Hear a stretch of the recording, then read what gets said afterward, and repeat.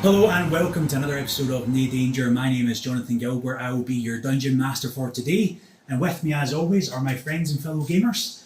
As you introduce yourselves, can you let me know maybe a favourite tabletop memory?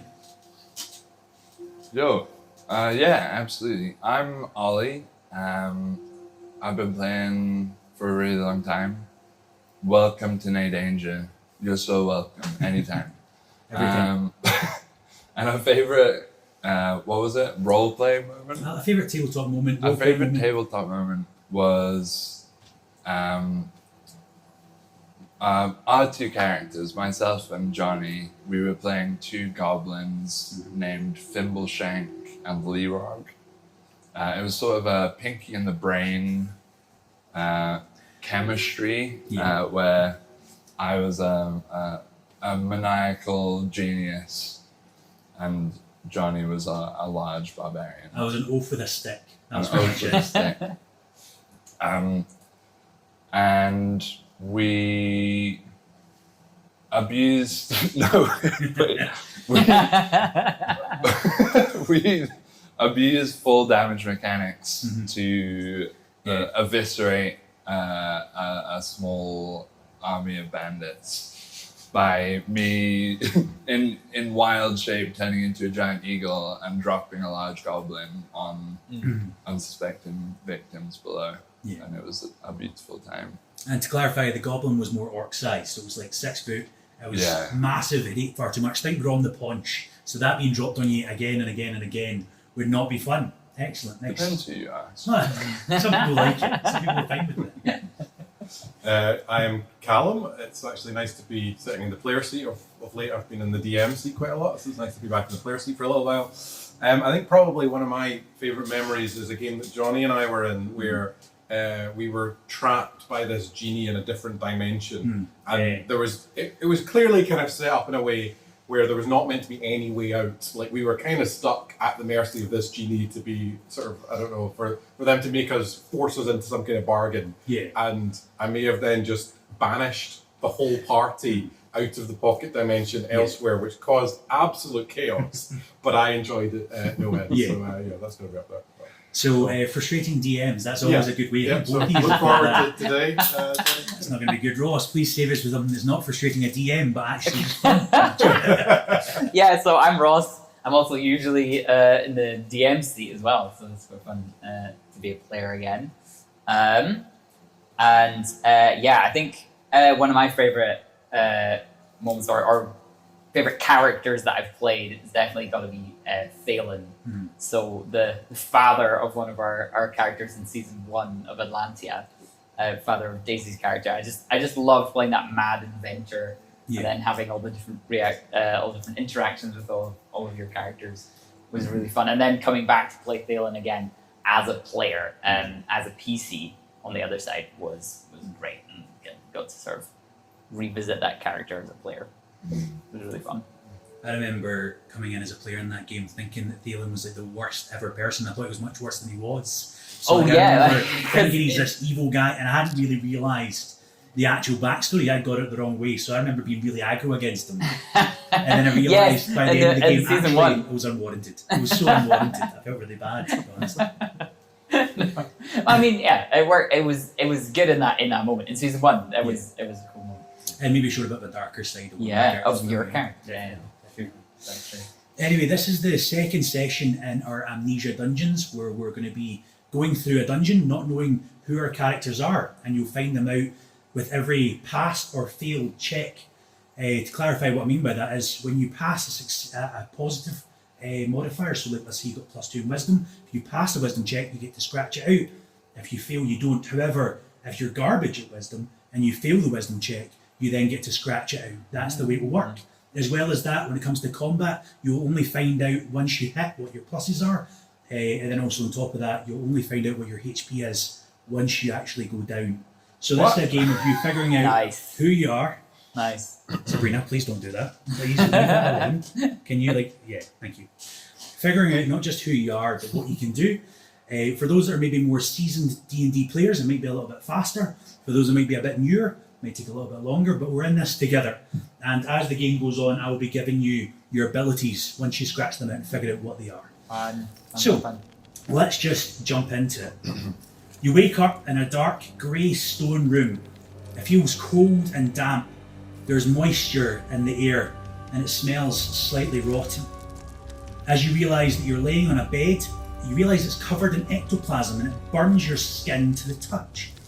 There's a large glass skylight of sorts just above you and it looks like it's cracking under the pressure of leagues upon leagues of murky water above it.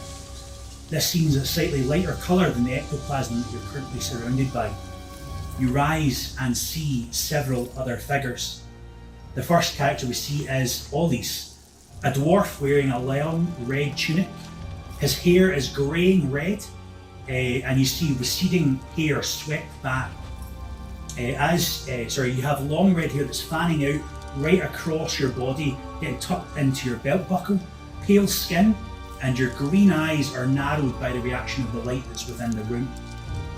The second character, Just to clarify, Yes. is he tucked his beard into Yes. his trousers? he's tucked his beard into his belt, not into his trousers okay. necessarily, but because he's got a tunic on, the belt over the top, he's tucked his beard into it. Into my And Wild you Wow. see, Wild choice off the bat. How dare you? and you can see like the end of the beard and the end of like his hair has got like sort of small singe marks on it as well. The second character is Callum, a tiefling. Your skin chilling grey blue. As you sit up, you sort of notice your large pair of horns you sort of touch, protruding from your head, and tendrils coming down from your face, almost looking a bit like an octopus's tentacles. Your golden eyes pierce the souls of anyone who looked into them, and your long white hair is held back behind you, held back behind your horns, falling back, covering down your shoulders. You find yourself also in a red tunic. Lastly, our third figure, a slender human played by Ross, dark brown middle-parted hair and tan skin with a greying beard. Another red tunic, crimson eyes perfectly matched the tunic he's wearing, dart from side to side as he gets his bearings. As your eyes adjust to the room, you see 5 small kobolds who are all doing various things. Firstly, there's a kobold with a large jar of ectoplasm, and he's currently spreading it over the walls with some form of wooden implement. Another is carrying items into what is the next room. It looks, from what you can see from a distance, it looks like an obsidian knife, as well as some broken glass and some other bits and pieces. A few torches, an amulet, and dual hand axes. The next kobold you see currently has a mop and is cleaning up the blood that is on the floor, and the last 2 are dragging a large dead elf whose throat is slit from ear to ear, wearing the same red tunic you are wearing, and there's a small hole in the wall that they're currently guiding him towards and then start to squash him into. The one with the mop looks up and is terrified and says, "Oh, they're awake." What would you like to do? I grabbed his mop. You grab the mop. The little kobold looks slightly devastating, backing up, trying to hold on, trying to grab what looks to be a dagger in the back of its belt. What would you like to do? I walk closer and grab a firm hand on his mop. My mop! As it tries to cut in towards your hand, I'm going to roll an attack here. Is this the obsidian knife? No, this is a regular knife. There's a kobold that had a box with an obsidian knife in it and those other goods. He is leaving the room. Imagine just being a door behind Ross, and he's leaving out this way. The one with the mop is in the centre of the room, right by the 3 of you essentially, who rolled at 16. So, can you scratch off your armour class for me, please? Cal? Oh, he did that. Your armour class is 15. So you are hit by this first attack, and it deals 4 hit points of damage. If you'd like to write down in your temporary HP, 4. And as that gets higher and higher and higher, whenever you're hit, tell me what you're at, and I'll tell you when you go down. But don't worry, it's still quite a while away at the moment. What would you like to do? Can I simultaneously with 2 fingers scoop a bit of the ectoplasm Yep. and sprint towards the goblin with the box with the obsidian knife? Of course, no problem. You pick up a good bit of the ectoplasm. You roll a D100 for me, please. I think you'd see that.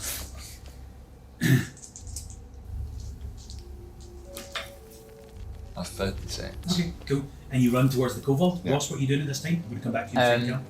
I think I'm probably just gonna. Were we on the ground?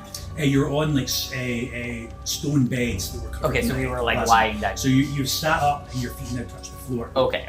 So probably just like covered in this ectoplasm. Yes, stuff. covered in the ectoplasm. You find no weapons on yourself. Just Yeah. your red tunic. Probably just like, oh, this is disgusting. What is this stuff? Roll a d100 for me as well, please. Callum, you grab hold of this little guy. He's done a wee bit of damage back to you, but not enough to really threaten you. What would you like to do? As this kobold's saying, let me go! Vile beast! 74. 74, you're fine. Little lizard. There we go. Little lizard, I would really... Give me your mop. It's yours! As it sort of like tries to give it off, looking absolutely petrified. Was that an intimidation check you're trying to do there? Yeah. Roll for me, please. Because you're going to find out if you actually... 14. 14, sure. Yes, you can scratch that first, please. That was successful. So Okay, scratch out your charisma, and then also scratch out your intimidation. So your charisma, the box at the bottom left, then also your intimidation, as you said, will find you're a rather intimidating person. Yeah, that's. Oh, wait, no. Oh, that's my sorry. Oh, that's My your saving. That's fine. apologies. No, you're fine. And When you've been used to D&D Beyond for so long, it's actually going to be hard to go back to these. Pen and paper. No, it generally is. Like I find myself time and time again trying to remember where stuff is. This is genuinely going to be the first time I've used pen and paper. Yeah. I've only ever. There's something about that. I quite Yeah. like it personally. Yes. Yeah. And then I take them off and crack him over the head with them. Roll an attack first, please. So roll your d20 and I'll tell you what to add to this. There was 17. 17. So you do hit, and it'll be a plus. So if you scratch out your unarmed strike. It won't be an unarmed strike, but you're figuring that out what you do, if that makes sense. Rather than giving the damage you would get, Plus I'm going to one. give. Oh yeah, so it's only a +1 to hit. This is unarmed strike. However, I'm going to give you more than what that gives for your unarmed, because it just be 0 normally. Roll a d6 first, please. Ooh. You crack this kobold on the top of the head, and the broom snaps at the very end, so it's almost became a bit like a rough, sharp implement now. As this kobold's now got quite a protruding lump growing, holding onto his head, going ow, ow, ow, ow. The rest of the kobolds are trying to now flee the situation. There's the one by the door that's got the box, drops the box and tries to run out of the Can room. I run and try and grab But him? you're gonna, Ollie was by you were- so but yeah. I'll explain what the rest are doing. You may Yeah, have go a for chance it, to do go that. The two that were stuffing the elven body into the hole have now pulled it out and are now trying to get into the hole. Okay. The one with the ectoplasm is currently still putting up on the walls, and it looks like he's not even recognised what's Okay. happening. And the other one is in Callum's hands right now. So you're diving off to do something, but first, Ollie, sorry. I'm still focused on this guy with the box. Is Yes. there any chance I can roll to figure out what the guy thinks he's doing with the ectoplasm? So yeah, so Is it structural? Like, what is he actually doing? Roll be an investigation check potentially, I suppose. So 1 second. There's so many things to hold on to here. This is so an It's an investigation 11. is it. So you can scratch that out because you failed.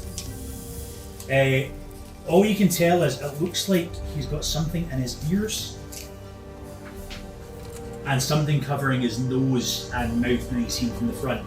So he's like sealed himself off, if you will, and can't recognise what's happening. Probably because he's deaf, but you don't know what else is. You don't know what he's doing with the ectoplasm. Do I scratch up intelligence as well? Yes, scratch up intelligence as well. You see, you're maybe not the smartest boy in the world, but that's okay. I just want to grab the nearest one to. I don't know who that would be. That would be the two that are trying to now get through the hole. Yeah, so can you I can grab one or the other. Try again. and just So grab one of them and hold Yep. on to him like a grapple. yeah, there you go. Grapple check first, please. So roll Athletics. first. Yes. I rolled a 14. Cool. So you successfully pass. However, you do Ooh. not get to scratch off your Ah. ability. Okay. So you're holding on to this little kobold as the other one runs further into the room. What were you doing? You were putting ectoplasm into its mouth, weren't you? That was the plan. I was gonna taste it first, You're gonna taste it first? and then I was gonna like behind the neck, like chokehold and fingers in the mouth Well, with ectoplasm. Nice, cool, I like it. So roll for me. So if you're tasting it first, roll me another D100. But this is weird mechanic. Roll it twice and take the higher. Okay. I didn't really think this through till just 68 is the higher. 68 is the highest. You're Yeah. fine. So it tastes, it burns some of the sort of taste buds in your mouth, and you feel this sort of like sweet taste as you do so. And as you get further forward, you choke around this kobold. Give me a grapple check as well. So roll athletics. Athletics. Huh. 16. 16. Now you get to scratch off your athletic ability because you passed. And strength. Yes, and strength. Thank you very much. Ooh.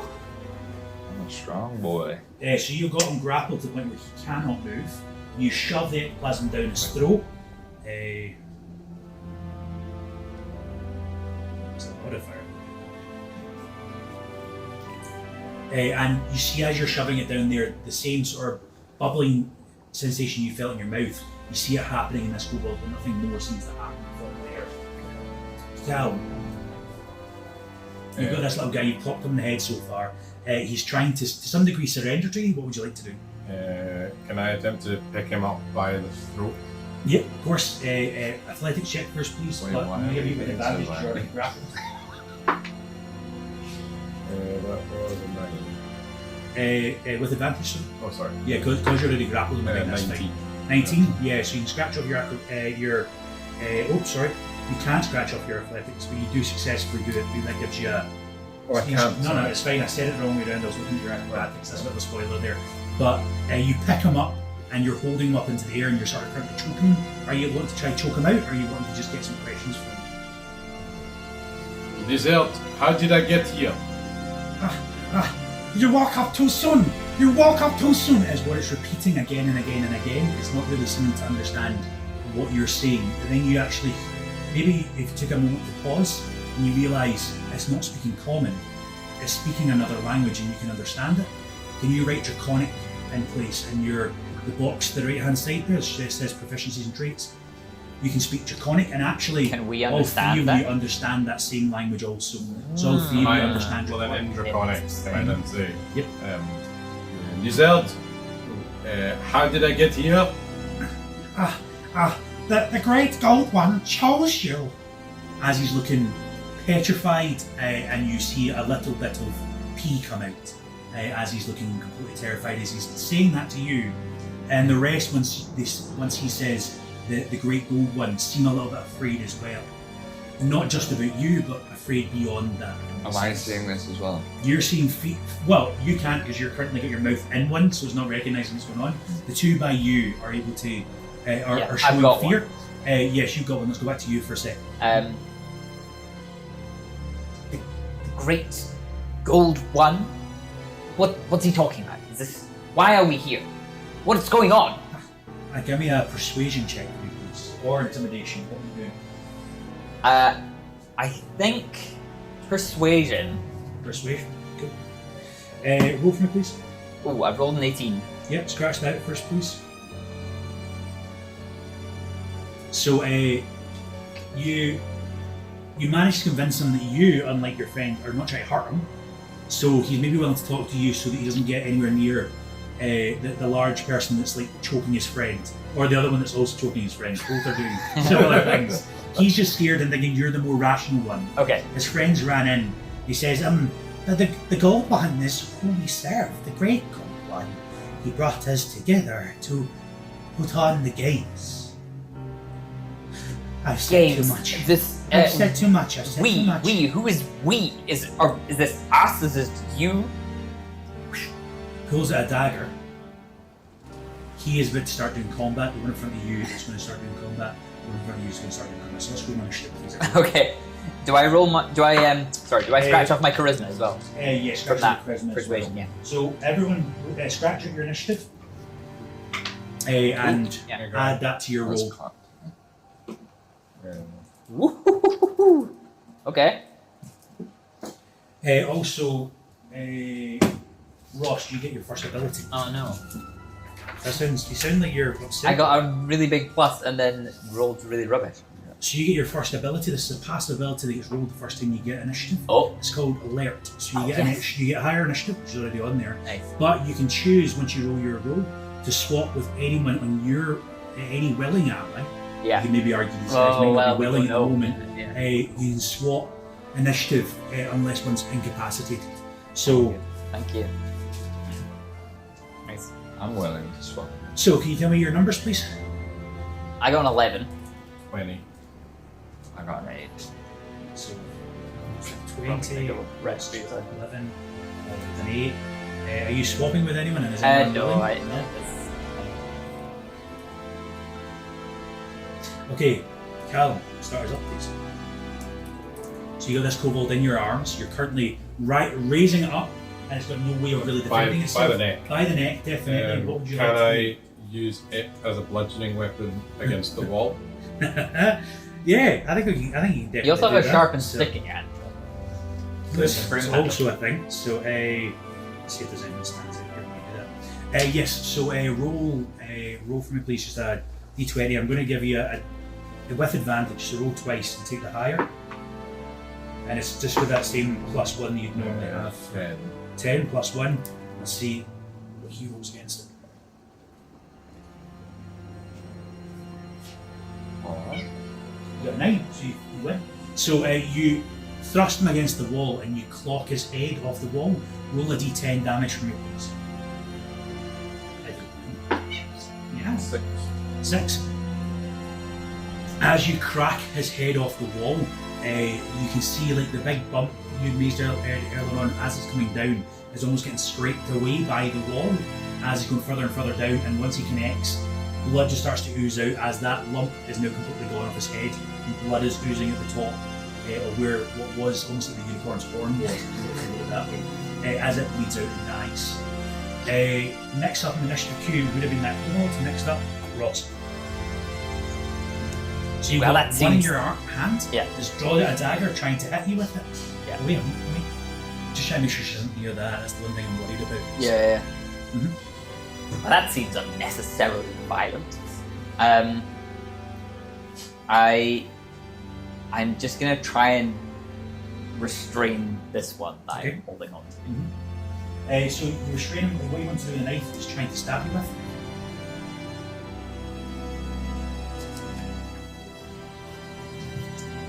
I don't know how. Can I try and grab the knife? Can I try and grab the knife off him and just hold him and restrain him? I don't know how you want to do it. Yeah, no worries. So just roll for me. It's going to be athletics versus athletics. Okay. Would you want to use athletics or acrobatics? Is the question. I'll tell you why. Intuitively, I think You feel probably you feel rather than acrobatics. with your strength. You actually feel your nimbleness coming through, and you're Yeah. getting into like a bit of a chokehold, a bit of a Cool. tourniquet shit. Yeah, I could So, sort of yeah, I'd maneuver. him. So yeah, it's rather than maneuverability, using strength. his own momentum against it. That makes Go sense. first, please. Roll a 12 on the dice. Yep, that wins. So you can scratch off your acrobatics, and you can also scratch Nice. off your dexterity. Nice. And now And grabbing can I? him round, weird like a choke, and then you're grabbing a hold of the dagger, so he's not stabbing you with the dagger. Is that correct? Yeah, exactly. And can I say something? Can I just say, where are? What's going on? Tell me more. You're in his dungeon, his arena, and then he points up to the sky to a magical rune. Can you? 1 second. Can you? Make sure your language is sorry. Okay. What you also speak is a dwarvish rune, so you can write down dwarvish. Okay. It's one of your languages, and you look up and you see the word for vision as you're up there, as he's pointing towards this thing. He is always watching. Okay. That kobold is now up. Um. He is going to try. Yeah. Can I quickly shout to the rest of the room? Looks like this gold one is watching us. And I point up to the roof. Well, so he's attacked twice with disadvantage and he's failed. So he spins back around his dagger and tries to stab in towards you, but doesn't quite manage. And because he fails, you know, to take out of your armour. That's alright. Next on up, Ollie. Right. I am going to slightly loosen my grip on the kobold and slowly remove my fingers from their mouth. Okay. And say, Oh. I get the feeling that I am someone who acts in anger very quickly. And I assume that that is something that I'm going to work on in the future. But right now, I want to talk to you candidly. Will you have a candid conversation with me? As it spits out the ectoplasm in its mouth. Give me an intimidation check, please. 16. 16, you can scratch off. 1 second. You cannot scratch off your intimidation for now. However, I'm just going to say maybe later you will be able to. But strength based. Sorry. It's only strength based under certain circumstances. Yeah, you're I think you right. already figured out who you are, which is very good. So, But I'm using my strength to. no. So, you pass, however, because of that you don't get to figure out your particular ability, and it calms down slightly, and goes, okay, I won't fight, as it takes the dagger that's on its hip and drops it, and also obviously the crate next to it's got a bunch of stuff in it, one of which would have been a dagger too. Yeah. Next up will be the two kobolds that are in front. One kobold that's in front of you further in, Ross, and the one that's currently putting ectoplasm up in the wall and has got no idea what's going on. Cool. So the one that's further in, you hear the sounding of a loosing arrow. You need to rub out your armour class as it hit you. Uh-oh. And it lands straight into your leg, dealing 6 hit points of piercing damage. Again, you don't need to figure out what your HP is. Just write it next to that grey box. Deflect missiles? No deflect. Sorry. So, guessing what you've got. Wait, sorry, how much HP? You've got, so that was 6 damage to this. 6 so just damage. write it 6 for now. And then once it adds up, then to tell you if it's your actual HP. Yeah, cool. I assume you're fine at 6. And the other kobold, let me see if it's managed to figure stuff out. Oh, nice bit. It turns around with a surprised look on its face, and it takes the stuff out of its ears, and it takes the stuff out of its nose, and it takes stuff out of its mouth as well. It drops the big massive jar of ectoplasm that shatters on the ground, and looks petrified at what's just happened, and starts running towards the hole. All 3 of you, if you want, can use an attack of opportunity. If you would like to use that, you can, as it's trying to run. Can I use the one that I've held still in my hand as like a improvised weapon? Yes. An attempt to just absolutely clock its friend. Yep, no problem. So roll for me, please. It's again with that. I think you've got so used to now give it a plus C and a +1. Right, still. So It was a 7. 7. Okay, that doesn't manage to hit. He ducks under it as you swing. I think the corpse is smaller than it was before, so that's maybe why you're missing. It's running behind you now, Ross. Are you doing it with, or are you leaving it? Yeah, I'm You could use the currently dagger in like, this guy's hand to stab forward. or can I like, can I try and trip him up? Go for that if you want. That's 10 on the dice for an attack roll. And it's an attack roll. It's yes, attack, trip. I mean, what would a trip be if you? That would just be an acrobatics check. Oh, right, okay. So acrobatics, that would be a 16. 16? Yeah, you manage to trip him up and he falls flat on his face and sort of like skids a little bit to halt as well. You're able to attack him as he's sliding past you. Am I still? I'm like loosely grappling a guy. Yes, you're loosely grappling this guy, yeah. So I guess I'm trying to get an elbow. Just elbow down, roll for me please, and you've got an arm straight, so I'll tell you what that is. That's a nat 1. That one. So as you go down a little bit too heavy and hit the ground, and you see there's like a crater in the ground from doing that. Take 2 damage. So, Nice. so back to the top of initiative 2, Callum, you're up. This guy is a lot shorter than he was before, and is dead completely. There's one that's currently on the floor by a hole in the wall. Imagine it's just by the entry point there. In front of that is Ross and Ollie that both grabbed the person. What would you like to do?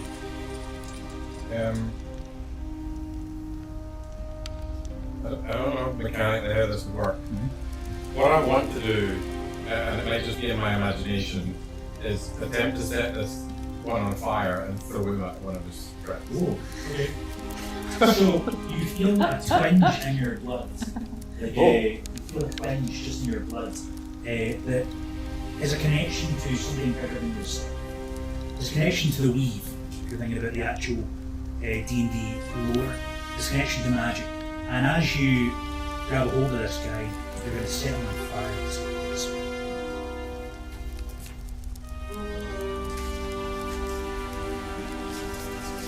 2 inches of paper. Get better as you go on. Can you scratch off your second ability for me? Actually, can you cast off your first spell for me, please? Not first, 1, 2, third spell for me, please. Sorry, my bad. So, first level, you go down 3. You see a spell there. So you go to ground page, sorry, yep. You go 1, 2, 3, 3 abilities down. And scratch that off. So, sorry, that's cantrips. Down below spells, sorry, so 3 in the spell category. Should we say this? Yep, should be spell ritual. And you can feel through the light of magic that you have that it changes from lightning to fire in your hands. And as you have like this whip around the kobold, as you throw it towards the other kobold, it's now currently fully on fire. You're hitting the kobold on the ground that's also on fire. Roll for me, please. I'm going to get the spell ritual. I believe it's a 2d12 damage. Let me just double check. 14 plus 5. 14 plus 5, yep, that definitely hits.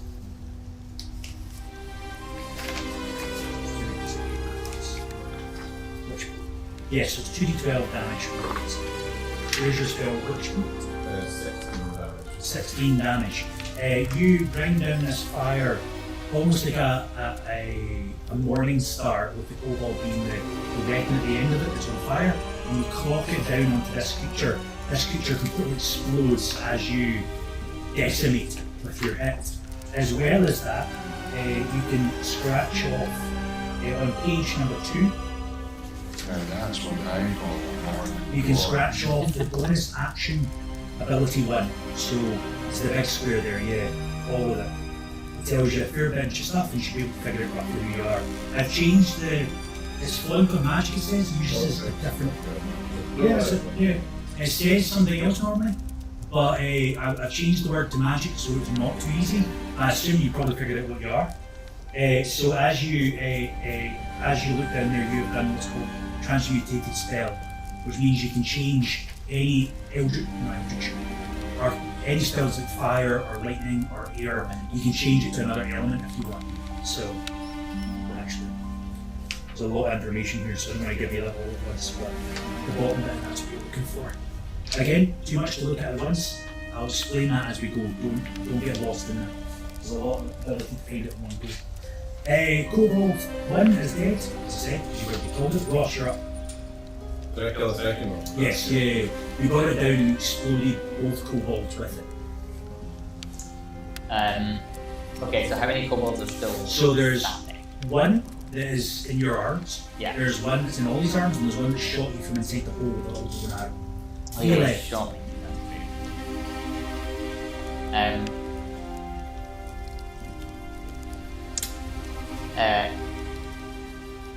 After seeing Callum's character do some magic, Yep. I search within myself and see if I can summon any kind of ranged thing to attack this. You get your bearings with this little kobold in your arms. You can maybe roll for it if you want. Uh, An insight. yeah, sure. If you want to roll an insight, you can roll an insight. So Why would they? I don't know. Yeah, it's like, oh, maybe I could do that. I rolled a 12. You can scratch that off. Ooh. That and your wisdom. You Ooh. can scratch that off. And it's actually +1, not +2. I made a mistake there. So I tweaked some abilities earlier on today and didn't change them for wisdom. So you search within yourself and you feel no magical connection. You don't feel a connection to the weave that connects us all. Okay. But you're starting to look more fondly at the dagger in this little kobold's hands. And you actually notice while searching your own mind, you managed to wrestle the dagger out of his hand and into yours. Yeah. And almost instinctually you put it right to his throat. And then you pause yourself. Almost like it's muscle memory. And you've tried to stop yourself from slitting this little kobold's throat. Okay. Interesting. I think I have to say that. Like, You're doing enough. So my insight -1 here. That's possible. So I mean my wisdom is minus. My wisdom is 8. Your wisdom is 12. You scratch the paper.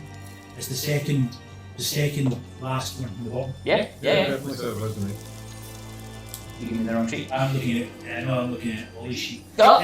You would have failed doing that then. Yeah. So you definitely couldn't figure any connection. No. Same thing happens. So I would have had an 11. I would have had an 11. Yes. Rather than There's 14. too many connections of wisdom. That's absolutely right. We're still trying to get to grips with the way this all works. Okay. So do I just like try and summon fire and then nothing happens and I just have And you know no what, actually, clue? for failing that, actually, you see that the dagger starts to, you only come out of the trance that you're in when the first little nick of damage comes through. So there's a little bit of damage. Yeah. And then, like, it yelps, which means you're then able to get control of yourself again. Yeah. Are you pulling through, or are you getting your Oh, hand I away? see. Oh, I'm about to. You're a bit slit throat. And I don't know. I feel like he'd maybe just lean into something that feels familiar. Okay. I'm going to call it a coup de grace. So, Yeah. Do you want to roll? well, sure, roll 2d20s, maybe higher. 18 on the die. 18 in the die? Yeah, that definitely manages it. Damage wise, I don't think there's a way you can not kill it. Can you do a d4 plus 2d6 damage for me, please? Yes. 3, As you figure out 7 plus 6, 13 damage. Oh, hi there. Is that your new home, Sabrina? Good ghetto. Yeah. So you pull from ear to ear. You pull from Yeah. ear to ear. You slit its throat. Blood echoes into the room, or maybe splatters into the room, is a better word for it. And this kobold is just dead in your arms. You get bearings to yourself because 2 minutes ago you just said you won't be harming it, and then you kind of had, but it feels right to do what you've just done. I don't think I said I'm not going to harm you. But I think I was just like, Yeah, let's try and I'm question it yeah. first rather than going all out violence. I think once you get shot in the leg, almost your Yeah, I think that might be nature it. comes out a little bit. Ollie. So there's one still in your arms that has dropped his dagger, as I said before, and there's one that has ran through the hole that had fired a shot out. You see like a little arrow in Ross's character's kneecap as he's been shot. Kobold. What's your name? I go by Francis.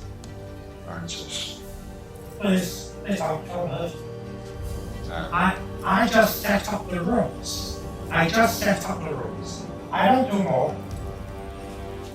and the elf that we saw getting dragged off. Is he our pal?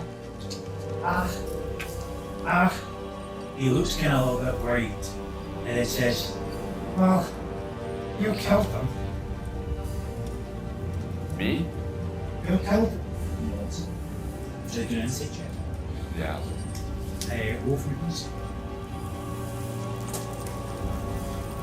That's another net one. You do not get to figure out whether he's telling the truth or not. However, he does look genuine.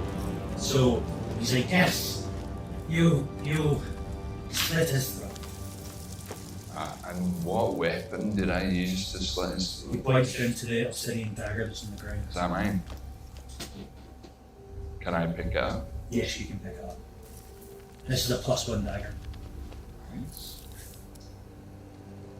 It's obsidian and it's got like serrated edges, so it looks like somebody's like genuinely been picking at it for years to make it work like that. And the extra damage is from like tearing damage. Make sure you can't heal it that easily. Like bleeding. There's one more kobold. The kobold in front of you said one more kobold fires another arrow in towards your leg.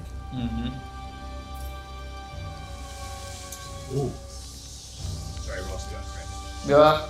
however, I got 4 with 2d6 that I fired. So 7 damage as he fires that arrow off towards you. Add on to the 4 you've already taken. Already taken 6. Six, So that's 6, 7, 13. And then you hear a noise, which is like a and Callum, because you're the one that's got clear sight into this area, you can see a golden, what's the word I want to use, light sort of like shone with like almost like, you know, like when dust sort of like is shone through the light. It went up and went down and the kobold disappeared. Its hand went into even around the corner, light came and it completely disappeared.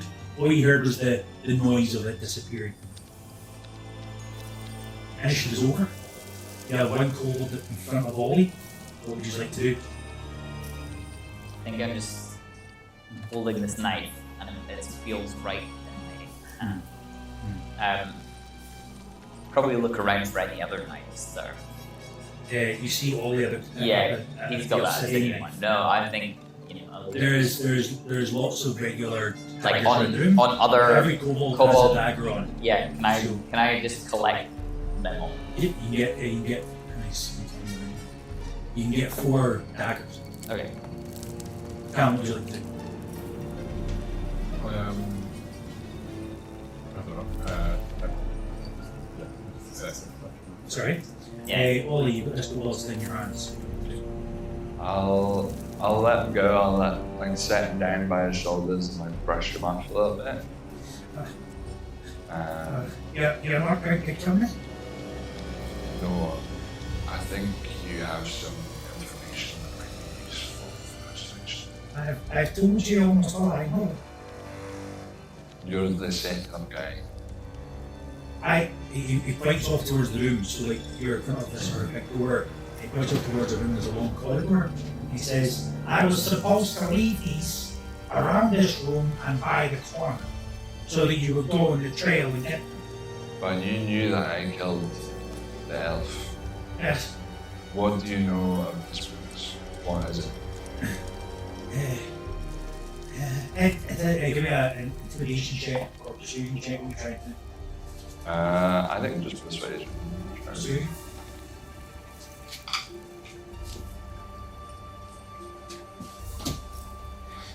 Five. You get to scratch off your thing Right. because you're not very good at persuasion. Charisma as well. Yeah, charisma as well. So, And maybe at this point, it's like, I told you almost all I know. I'm set up. I do set up in the next room. at this point maybe I'm walking over to these guys as well, and I just say, well, and then just like kind of flipping the dagger absently in my hand, and just kind of say, well, do you know who we are at least? You're the competitors. You're to explore the dungeon so that we can all watch and enjoy. Great, right, okay. But, names, where do we come from, where you don't know anything? What are these awful red tunics for? Why are we all matching? Every group has different colours. You're green, you're red team, red. That's correct. So there's other teams Other teams.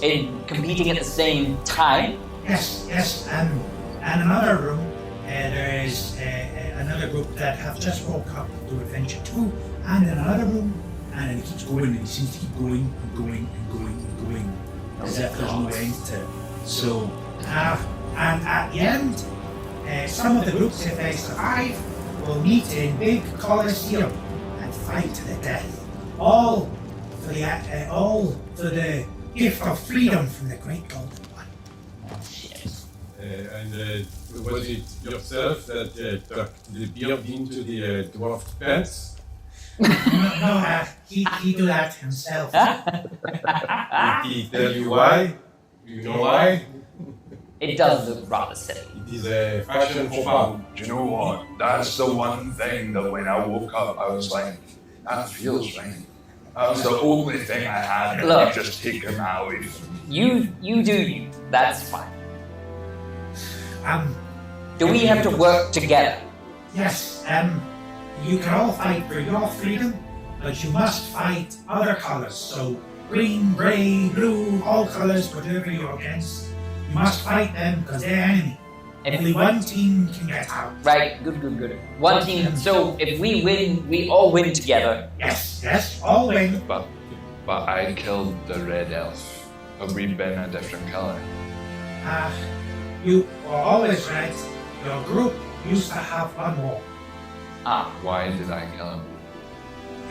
He points down towards the elf. Would you like to do a investigation check, please, or Yeah. a perception check? Or I'll take nature or... I only roll a 5. I'll do a perception. Investigation. So the investigation. So Oh no! this is just a bad roll after bad roll. So investigation, you want to go first? Is that correct? Yeah. What'd you roll? A 5. Okay, we're gonna come back to you in a second. Yeah, that's. And I got one. Okay. I got 4. What were you trying to do? Oh no! Were you trying to do investigation as well? To be honest, I don't know, I was just following them. I was actually, if anything, just going to go and take the red robe off the elf. Okay, cool, no problem. I was doing perception, which Okay. I already know doesn't get revealed. Yeah, okay, yeah. No, you feel fine. So as you're looking around, I'm going to get even with a bad check. So there seems to be same ectoplasms around the room, seems to be coming down from this elf's eyes. Almost like he's been crying out to some degree, or it's been leaking out. So as you sort of take the red robe off, and you almost feel a little bit disgusted at the way he is, and the blood that's coming out, you notice it starting to almost change colour from red to blue quite fast. Was that the color of that? Same colour as the yes. A lighter colour, but same base colour. And I then take the robe and walk over to the cobalt and say, it seems like we have done very remember before. You have 2 choices. You may join our team or you go boom like the other one. I like this. I like this plan. Guys, this is my new pal, Francis. So this is, Francis, you're part of the team. I don't think that's in rules. we make up rules. Fuck And, the rules. you are joining our team. We are done, remember, we had 4, now we have 3. No? Francis, I'm just typing that in. Can you all do a persuasion check? Yes, please. Not 20. You do not get to, I'm joking. You get to rub yours in. Oh wait, sorry. I got a 3. He won anyway, so yeah. Persuasion. Oh, I already. Yeah, I got 3. So with that 20, he is convinced, Yes. and he's like, can Can I like cut the tunic to like customize it for his size and like get it out? he sort of like gets Right, that should be quite snug for you there, red Francis. shit on, and he takes like the excess and makes like a little cake from it. Oh, ties it around, perfect. And he's like, can I get one dagger? And then half a more. This for just now, until we know we can trust. Okay. As he grabs it, and you see him like trying to do some spear thrusts with it. And he's pointing down to the end of the mop, suggesting that like he needs that to be broken off as well, but he's not strong enough. And he almost instinctually puts it out to you. Can you break the mop bit off? Isn't that the deadly bit? No, that will clean. I don't want to clean Can that. I do an insight check? Yeah. Do I believe him? Roll it. I don't know. That's not. What do you do this? That was okay. No, it was He literally gets distracted not. off now. As you can tell, he seems quite genuine. Like he feels like he won't be able to do much with it if it doesn't have the mop actually rubbed out. Sabrina, you need an assist. Sabrina, is this your character? Yeah. Who's taking care of his HP? Actually, you won't know. None of you know. So when he dies, he dies. And remember, If you do anything to betray us, boom. And he looks down towards the corpse of two other kobolds that exploded in one spell. And he looks up to you again and he goes, boom. Yes, boom. Have you already got your intimidation? Scratch Yeah, off? right. So you want to do persuasion instead? See if you know what that is, or As Nope. I guess. okay, this is weird rolls on here. So I I was intimidated in any way. You were interacting with him afterwards, so I'm going to Yeah. Now that I believe him, I am going to take him off Okay. with my knife, try and like sharpen it as best I can to make extra use. So you've made like a essentially what is like a little spear. Yeah, shiv. So yeah, it's like he'll be able to utilize that quite easily. And he looks actually kind of proud of himself and sees the spear, starts crossing a couple of lines. He's like, okay, I've got this. He's got his outfit, and he looks up towards the rune, and you almost see him like saluting it, and seems quite proud of himself. I'm now a competitor. I'll be seen. Yes, Quite, exactly. It's an upgrade. yes. Shall we continue the dungeon of peril? Great. Can I take the mop bit that was broken off and then put it on his head? Now your hat. He looks disappointed, but he's too intimidated to take it off. So he's got this little mop head as a hat, and he won't take it off. Adish. I'm gonna kneel down so that our eyes are like level and put my hand on the side of his face and say, "You were fated for this. You were put here for this. You are a warrior." Give me a persuasion check with advantage, please. Because you've rolled so many ones. That's a nat 20. Nice. Let's So he picks up what looks like a shattered bit of the glass that was used as the ectoplasm, and you see he takes like a little bit of the red thread and sort of ties it around so you can use it almost like a little buckler. So he's got a buckler and a spear combo, and he's quite proud of himself, and you definitely encouraged him. So he's actually Now, Francis, you wouldn't happen to have a map of this dungeon or know the route that we're supposed to take?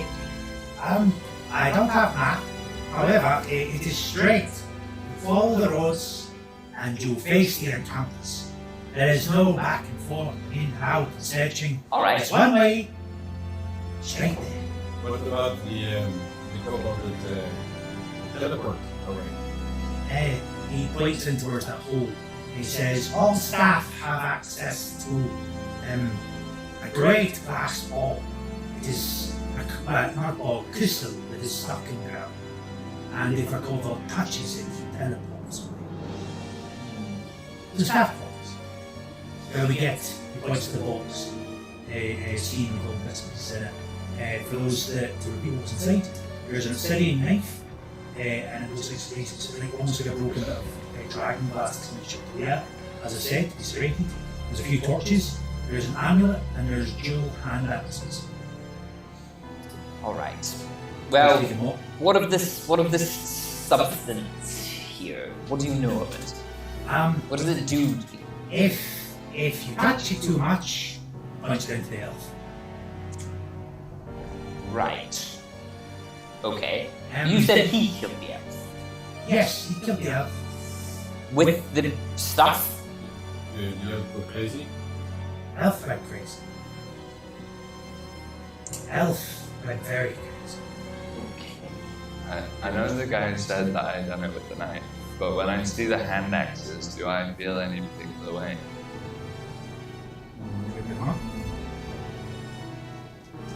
Yeah. As you pick them up, you almost feel flashbacks of previous memories. And one in particular, I think you remember whittling a large totem into place with an axe.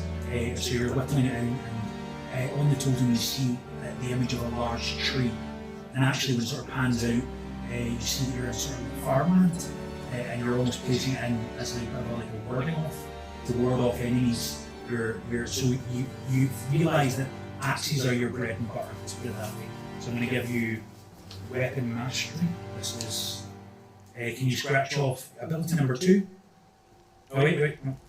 Yeah, ability number 2, but not the bit that says bonus action. So just above that. So your ability 1 blank, ability 2 blank. To your left. Yeah. Get that middle one right there. Scratch that off first. Not Please. the reaction. Yep. So weapon master, and one of the things that you're proficient with, I'm just going to give you both at once, because why not?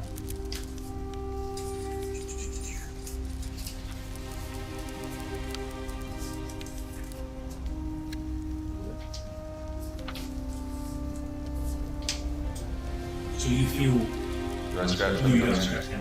That's other things. You feel particularly gifted with the hand axe and also potentially even more than that. So those other things are for later. Yeah. Right. So anyone like to take any more from what was in the next thing? There was an obsidian knife. There is 2 torches. There's an amulet and 2 hand axes. Well, if So we just you're picked up the yeah, he's picked up the Yeah, axe. he's picked up the hand axes. Well, if you're holding on to those axes, I think I can maybe swap you that dagger. Alright. You want a regular dagger in return? I feel absolutely nothing to this small piece of meat. Great.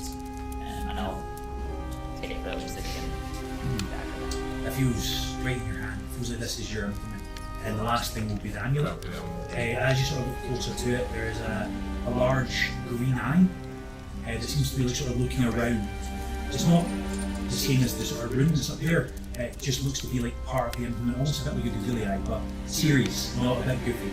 And this thing almost looks like a round purple thing with tentacles coming off of it.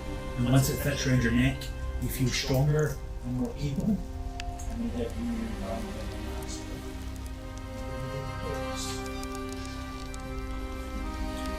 so you feel if you connected into, you feel a connection to magic itself. You feel like you can do this almost a little bit similar to a rage, but you can activate that when you wish. It is, if you look at page number 2, it is ability number 2, which is the left hand side at the very bottom. It just says innate magic as well. So you can essentially go into a deeper spellcasting state now that you've got this amulet. Ahead of you through this door, you see a long grey stone corridor. The stone being very similar to what is around you here, and also when you look up the roof, you actually see that golden crystal you were spoken about. You see similar ones that are orange and yellow and red, and as you look down the grey corridor, you see the roof again. These crystals attached into the roof. Would you like to continue down the path? What do you call them? Francis is looking prepared, but also weary of this journey. Now that he's actually been on it, he doesn't know what happens here. Every dungeon is different.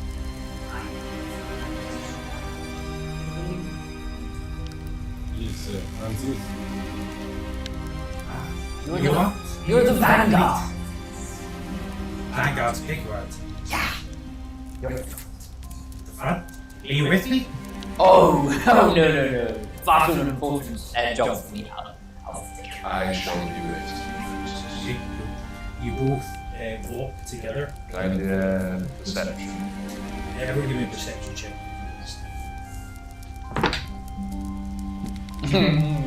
5. 5. 5. Really? Yep. Seriously? Yep. Okay. Oh. I know. So, Ross, if you've already got that, you can scratch that out. Ollie, hold on a second. Perception. I don't have it yet. No. Actually, can't. Oh. As you look down this room, it looks like a long corridor. You get about halfway, and then you hear what looks to be a sunken stone. As somebody stand, let's hear the front here, Ollie. So as you keep walking, you stand on a rock that just seems to sink ever so slightly. And when you do, the wall at the end goes from being flat to opening right up, and there's a large catapult in it. And on top of the catapult is a kobold that currently looks stressed because everything starts to happen. So he pours liquid over his head, I step Lights off. himself I on step fire. off the panel again. and then it stays open nonetheless. And this catapult fires directly towards you. Dexterity saving throw for me, please. Use your find, use your at the bat with advantage. One for Francis as well. 17. I'm getting differences. Can I? Yeah, 17. So you get to scratch out another ability. You may be both at once. This is going to beat your. It doesn't beat your armor class, but I've got to cut them in half. So you get both these at once. You can scratch off both your reaction abilities from page number 2. They're the ones in the middle. So you have the ability of Danger Sense, which is going to be behind you. You can scratch off your armor class as well.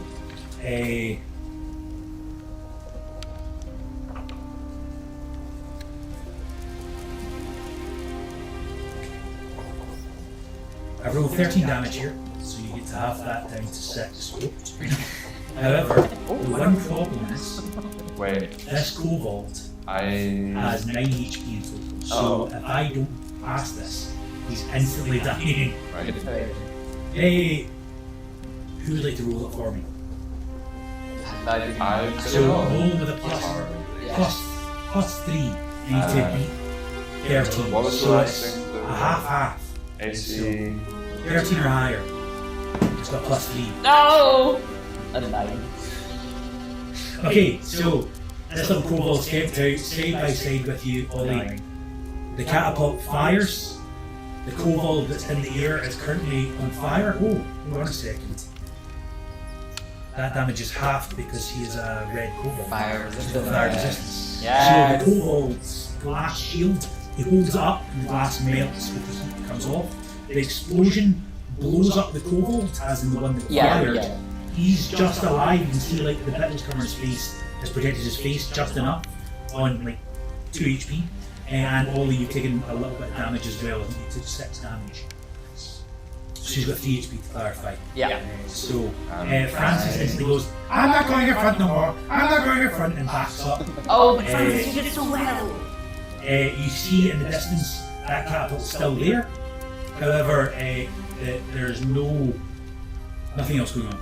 So would you like to continue on further, or would you like to do something Can else? I see if I can draw any healing from the magic?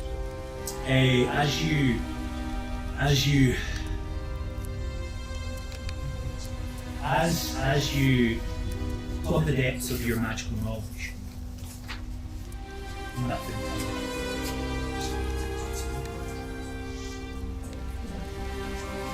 Or do you have no healing? So, Be- and you actually do, but you don't. That's all I'll say. That's all I'll Because say. I know my dex save, can I rev up my dex? And then because I know my dex, Ooh, and I know my AC, can you can hit. Yeah. You can, but it's not necessarily the same way you can magic. So it's another spell. So when you scratch off, not exactly what you described, I think it's close enough. When you scratch off the one below Witchbolt,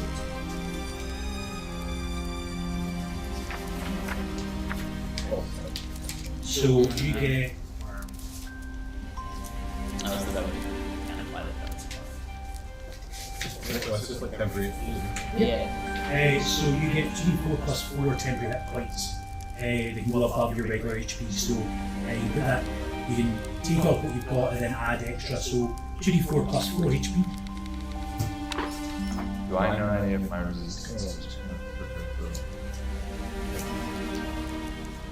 Another one. So you get to add that 7 to the temporary hit points of that, so 7 extra HP is not exactly something to shake a stick at.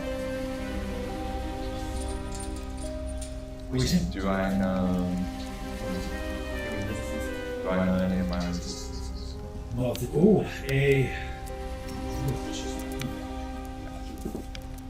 yes. So take that 6 and 3. You get to scratch off the second resistance, not the top one, the second one. So we're up. So see that long rectangle, you get the bottom one there. Fix that off. You can see resistance 5.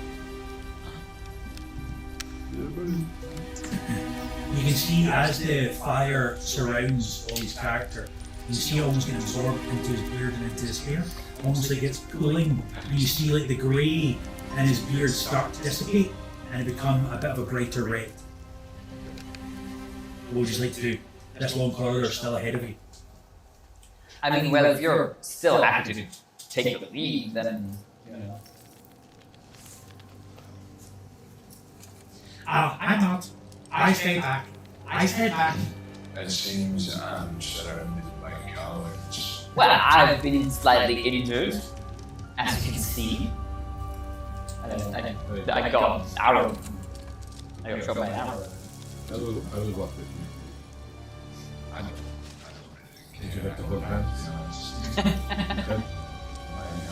honest. Okay, we can hold hands. There we go. Fine. Step forward. I hold my hand out to Francis. So We can take it. he is very weary to take your hand. Come on now, Donnie. He doesn't take your hand. Oh, really? As he actively refuses. Looking fearful, actually. Like, genuinely fearful. You've not seen this expression before, but it's now that you're walking next to each other, he's particularly afraid. Yeah, fair I'm not enough. too sure why. I think that actually makes me feel better about myself. I think I'm like, You walk In the over back the of my head. same area as you walked before, and the platform doesn't go any further down. Stay where it is. You get further, and then another check, please. Perception. from everyone? Or 2 years. Yeah. 18. Yep. Ollie, it's Yeah, but... Oh, I don't know my perception. I only rolled a 10. No. I still don't know.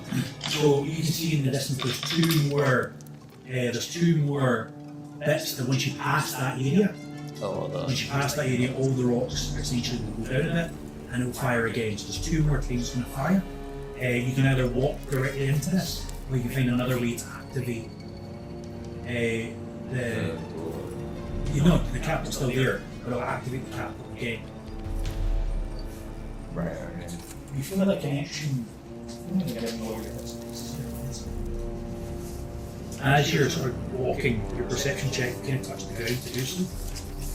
And the reason why you're able to figure it out to that degree.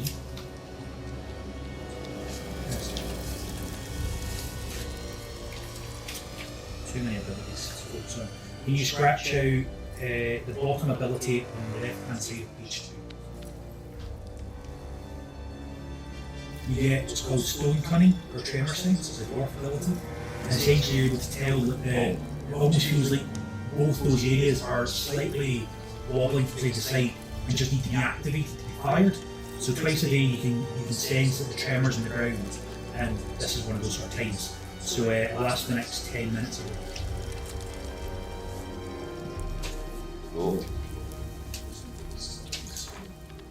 So there's 2 more things to jump on. Are you going and trying to activate, or are you going to find another way to activate those things?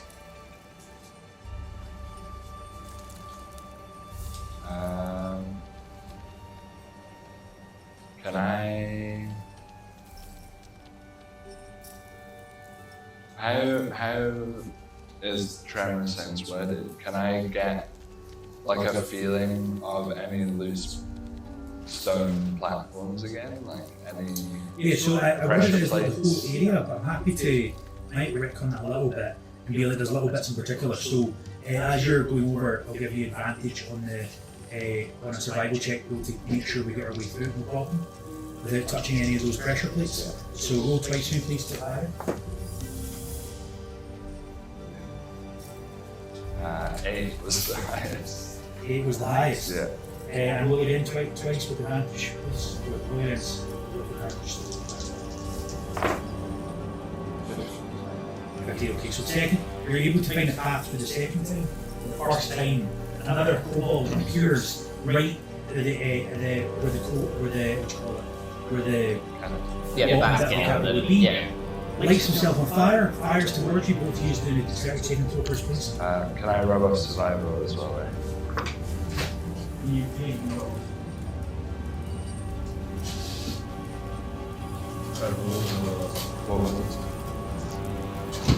Dexterity. 16 throw, so you get to scratch off your dexterity saving throw past that.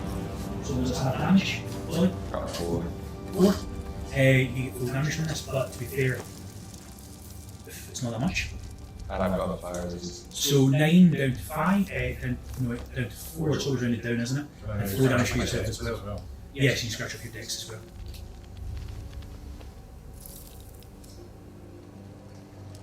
And then the third one you manage to navigate your way through. When you get to the actual catapult itself, it seems like it's something magically in place. It's not actually a real catapult. It's like an illusion. So you manage to put your hand through it, and it disappears. You're able to walk directly through it. Continue on to the next aspect of the dungeon. You're doing terrific, guys.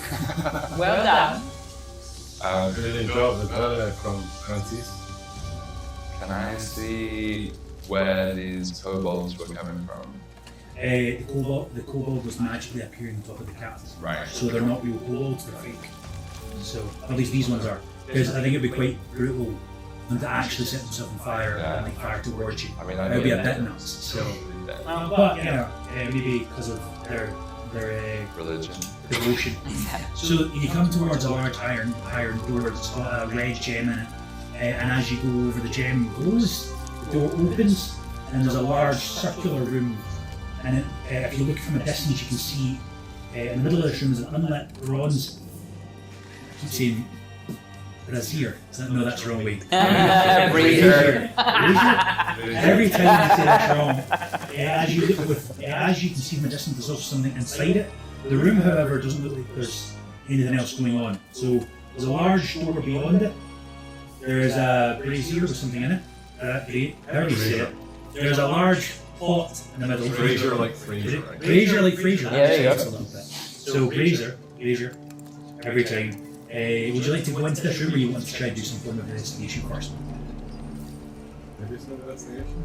Yeah. Investigate from perception. Yep. 17. Yeah, I'll try and Oh, 18 on the dice. So you both pass that. Means investigation. You get to scratch that out, Callum. And I believe you would scratch up sorrows. You both get to scratch out. Wait. Yes. Intelligence. Yes. You can see along the room there's large fire symbols quite high up, and each one says either the word distinguished or extinguished. The two words that are coming up each time. And as you look into the brazier from a distance, you get in there, you see what looks to be the burnt black corpse of a cat, and its paws, one of its paws seems really, really big from a distance. Would you like to go into this room, or would you like to stay outside?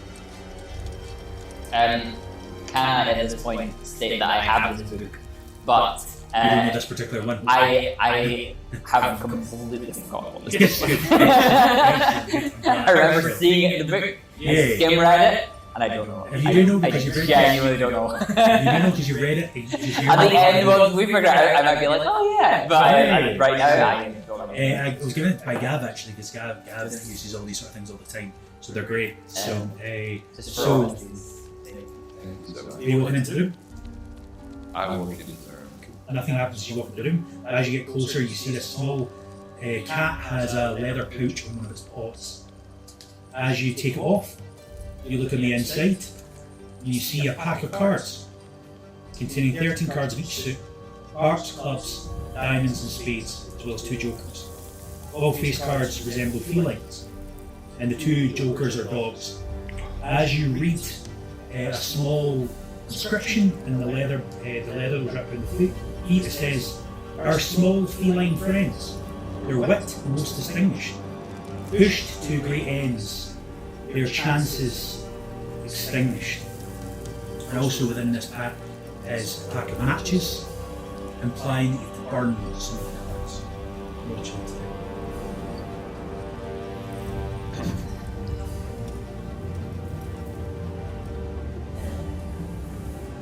I can read anything again if you wish. Some be distinguished, some be extinguished.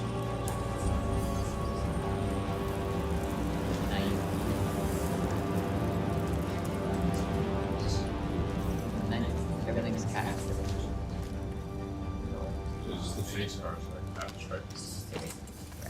And then All of these cards feature regal-looking felines, while the two jokers are dogs.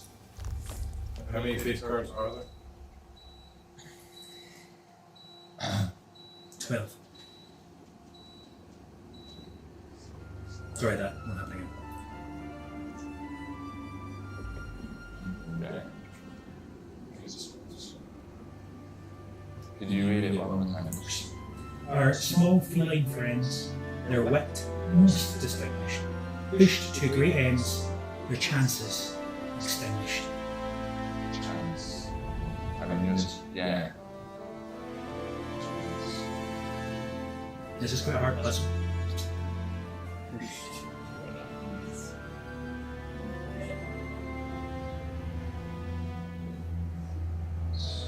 You said written on the wall there was extinguish and distinguish, right? Yes, yes, we've written along the wall on the roof.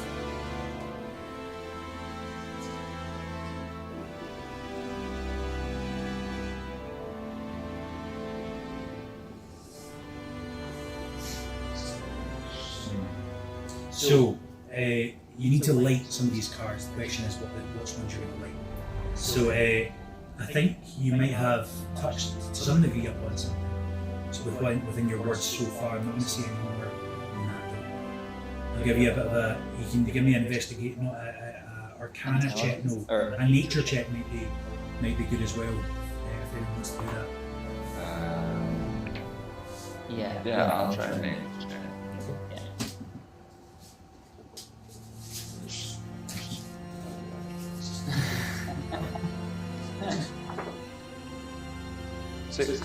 16. You get to scratch yours off. And you get to scratch off your wisdom as well. Your intelligence as well. One of the phrases that came up so far is repeating through your mind as you're thinking about it. Cats have 9 lives. That was mentioned earlier on in the conversation. And that's standing there right now as you're thinking about the matches and the cards. They've got 9 lives. The light 9. Wait, how many matches were there? There's a whole bag of matches. So Is it a full pack of cards? I thought it was 13 cards. 13 each. Sorry, so there's 13 hearts, 13 jacks, 13 not jacks, spades, 13 clubs, and yeah, whatever ones. Yeah, sure. I should know that. Only the face cards have caps on them. Yes, correct. There's 12 face cards, 12 cats, 2 dogs.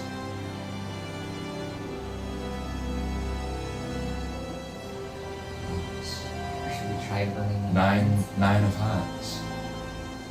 Oh, burn- 9 lives. You burn the 9 of hearts, and you see the glow. The door, the gem that's in the door, the red gem, glows and then stops. You feel like something's been done correct. So we've got 1 left. Okay. Do we try all? All the 9s. Yeah. Or all the hearts? Or all the hearts. Or you get 1, 2, 3, 4, 5, 6, 7, 8, 9 of hearts. Yeah. Because that's all their lives. So after the 9 of hearts, we burn the 8 of hearts? You also see when you burn that 9, the cat actively moved ever so slightly. Like you just seen that like a little jolt of energy. I'll try the 8. Yeah. Again, there's a slight glow in the gem in the door. The cat slightly budges. Yeah. Okay. Yeah, Yeah. you just make a little Set- pile of Yeah, 7, 6, 5, 4, 3, 2.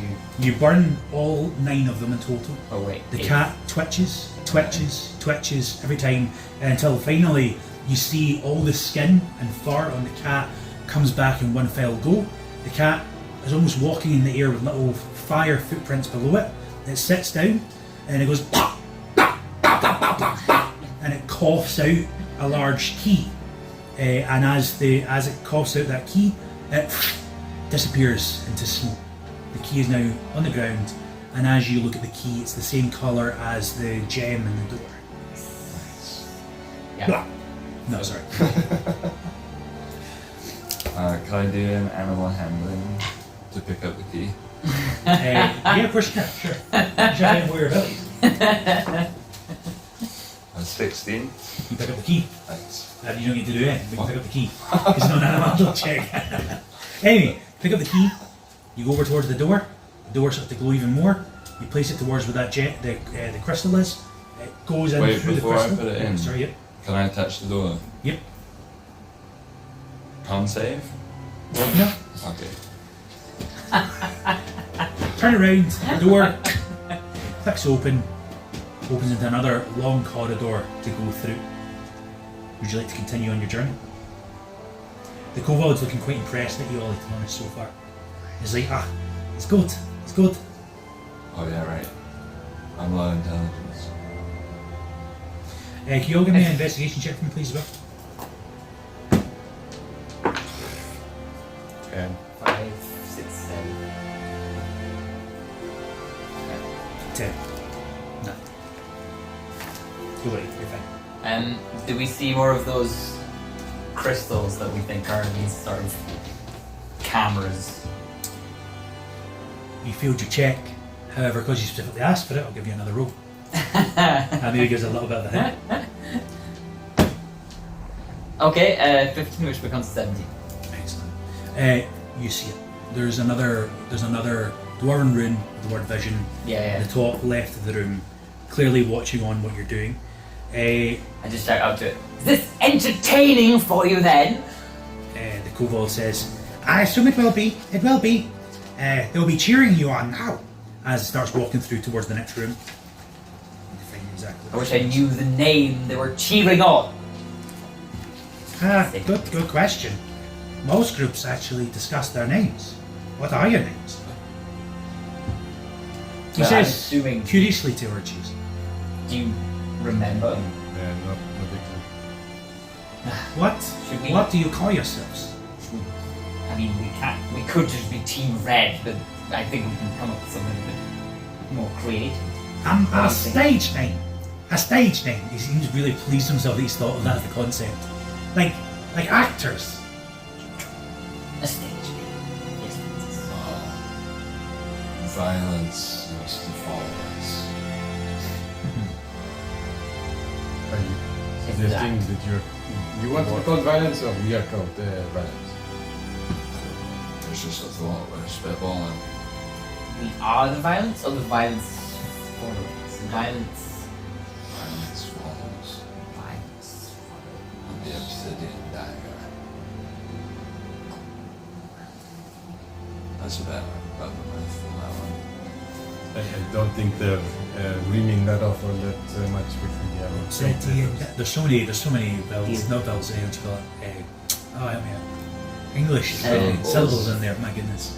So too many to say at once. Maybe we make it as hard as possible for them to say it, though, you know? Why make it easy? Yeah. I look up at the...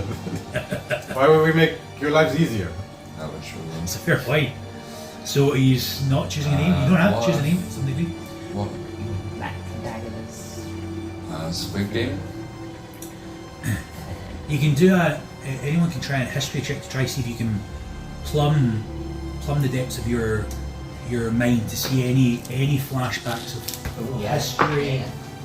I relaxed. Only roll 10. Nat 20. Oh, yes. Finally. You That does most. the name, that's it. Yeah. You get a flashback. You remember that totem that I told you about earlier on. This time you're actually in front of what is a giant tree, probably far bigger than what this entire house is, like absolutely massive. You look up and actually you can probably see a civilization could live within here. This is the world tree. There's so much culture within this, and you remember a name as you look towards what is an elven woman who's saying, "My son, something. What would you like your name to be? I've not made a name for you. You can choose that now or you can choose that later. However, an elven woman is saying to you, my son, and then your name."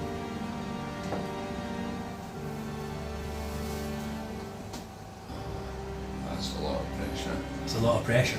You can come up with it later, but I think it's I more the might. notion of the fact that maybe it's on the tip of your tongue for now, but later on, once you decide for yourself, it can be there. The one interesting note would be the fact that your mother is an elf, and you look nothing like an elf. You're a Delph. I'm a Delph. Delph, Harry. You're continuing round, you get round to the end of this corridor, and you see another door, and as you get closer, you hear the sound of something whirring, I'm trying to think of the word, like something like cogs in movement. Sorry. You're almost getting like reminders of clocks, and you can't remember who you are, but for some reason clock is the thing that's coming to your head a little bit right now as you get into this next room. As you get towards the door, you can hear that noise getting louder and louder, and it sounds like there's different directions that things are moving in the room you're about to go into. Would you like to enter?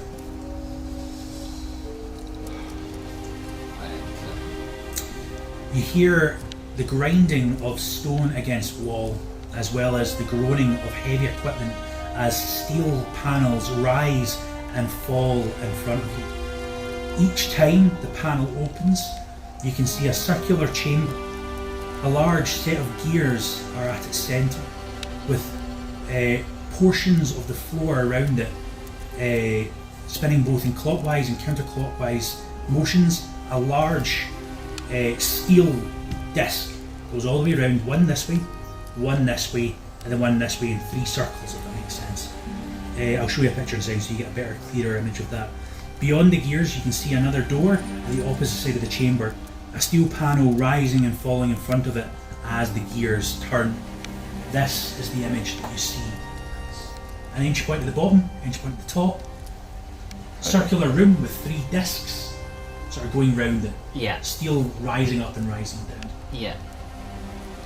One, the outer disc at a very fast pace, not a slow pace. The middle disc at a medium pace, and the inner disc at a very fast pace. Is that, by disc, is that the floor we're standing on? Yeah, the floor you're standing on. So, yeah. So if we take and a the step steel onto panel, it, then we'll start Wheel moving spin as well. However, the gears underneath it, you see within them there's several kobolds that are darting round from gear to gear, trying to fix stuff, trying to alter stuff, trying to make the gears go faster and faster and faster and faster. You can either go down into the gears to fight them and to try stop the discs, or you can try go beyond. You're not too sure what exactly you can do just yet. Do you think I've got a line of sight to throw a dagger? Yes, Or you can have a range? line of sight, but you'd have to get past the first, because this is going round. You'd have to get past the first to get a full 6 seconds of time to fire down. You have to go past that first disc essentially. Okay. Do I think I would discuss it? You see in the centre of the room, there is what looks to be, you notice it because it's something that's you're so used to, a pair of thieves' tools, just lying in the centre of the room, ready to be utilised at any time. As I said, those kobolds are in around those gears that are underground, doing some work. Yeah, trying to I speed think it up, I just- putting I- oil and things. I think I just try and dart in and fling a dagger down. Dart in, fling a dagger down. Now, when you go first, please roll for me, please. Acrobatics? Yes.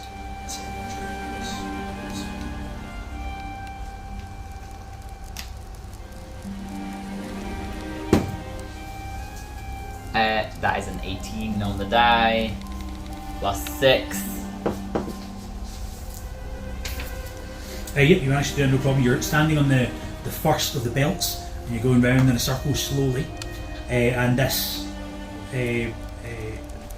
large metal grate, if you will, covers over the doors every 6 seconds or so. So if you were to try use thieves' tools to open the door at the other side, you have 6 seconds to do it, and that's it. So one turn. If you're not quick enough, you might lose a finger, you might lose a hand. You're not even too sure. Yeah. So you have to try to slow these down in some way, shape, or form. I'm trying to throw a dagger at one Yep. of the kobolds So down in roll. the pit. You rolled a 16. So roll with advantage a chance to hit. Nice. I'll just tell you what to add.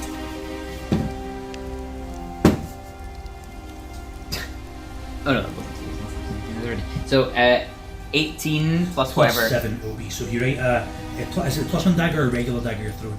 I'm just throwing a regular Okay, dagger. so it would be plus Yeah. 6 then. So dagger plus 6, a d4 plus 4. So you'll have to write down, because Okay. obviously you wouldn't have that on you. D4. So A D4 plus 4, I don't and get then my 2d6 sneak damage as well. Yes. Because they don't even recognise you're here yet. The noise is too much. So that's 3 on the D4, 3 plus 4 already, yeah? Yep. And then plus sneak, so 7, 8, and 10. There's 5 kobolds amongst 11. these gears, and you fire the dagger down and instantly kill one of the kobolds. Nice. They then get stuck in one of the gears. Roll for me a d6, please. 5. 5. You see that the inner layer starts to slow as it gets crunched up in the gears that clearly were corresponding to the middle layer. Yeah. The inner layer, to clarify. And like it's slowing the gears down because you've killed them in there. The dagger is now gone. There's no way you're able to get that back. Yeah. Damage you through the regular one. Yeah, that's all good. Yeah. What would you two like to do as you see this going on? Maybe ask Francis, do you know the names of any of these lizards down there? He looks off into the distance. So there's 4 left. So 1, 2, 3, 4. He looks and he sees one, and he's like, "This one is Gerard." As he points down towards him, and that's one that's at the centre, a little bit bigger than the rest, and he's currently like got both feet on top of one large spanner that he's jumping on to try and get a massive nut to come undone, and it's like putting a lot of pressure, but it's not quite working. It's Gerard. That one's Gerard. I'm going to shout down, Gerard, I am here with your friend Francis. We have. It is in your best interests if you bugger off home right now. He looks up towards you. Give me is that persuasion, intimidation, deception? Persuasion, hang on. That was a 17. Cool. You get, if you already got your persuasion out, I do not. you get to scratch that off.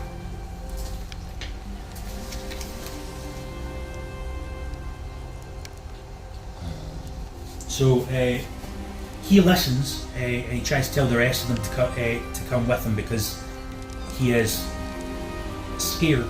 For your own safety, you see what happened to your other friend. You don't want that to happen to you. But he rolled poorly with all 3. However, he goes under the gears, and you see under the gears there's another one of those holes that I mentioned before, and he brings down the corpse, or what's left of the corpse at least. He leaves what's in the gears, brings down the corpse of the kobold that's already died, and takes that under. You see a go as he disappears and leaves the combat. So there's now only 3 to deal with, as 2 are dead. Sorry, one's dead and one's gone, to clarify. What would you like to do, Ollie? Are there any visible controls of any kind? The controls are the gears themselves, so you have to slow down the gears. Or if you're strong enough, you can try hold the steel plate and try like push 2 sides against each other. So the fast one and the slow one, fast one and the medium one, or the medium one and the slow one, you can stand between both long parallels of metal and just sort of try hold them in place so they don't keep moving. Are they all spinning in the same direction? One's spinning clockwise, the one at the very outside, the one in the middle's spinning anti-clockwise, and the one in the very centre is spinning clockwise again. So like the first and third one are going the same direction, the middle one's going a different direction, and they're meeting at different times because obviously all 3 are a bit, some are faster, some are slower. The middle one is particularly fast. Any loose bits of metal lying around? Hasn't the middle one got slower though? The middle one is slower, yeah. So it's almost as slow as the we'll go for the inner ring, the middle ring, and the outer ring. So our big ring, medium ring, small ring. Yeah. The small ring slowed down. That's the nice way of putting it. So it's almost the same pace as the medium ring, but they're going the opposite direction. And there's no bits of metal with the exception of the gears or the spanners that they're using. So the big guy ran away without using his spanner. You could reach under and try and get that spanner, but you might get attacked by some of the kobolds that are under there while you do so. The other bit of metal would be the thieves' tool in the middle of the room. I'll try and reach down and grab that spanner. Cool, excellent. We're going to get some attacks towards you. Oh my goodness, I'm incredibly poor. All 3 of which miss. You get the mashing spanner. You pull it out, you can place it anywhere you want within this. You want to put it into gears that look like they're powering the small ring, the medium ring, or the big ring. Yeah, let's go for the small one again. Cool. You crank in that large spanner into the same gears that the kobold was sort of stuck in amongst, and it slows it even further.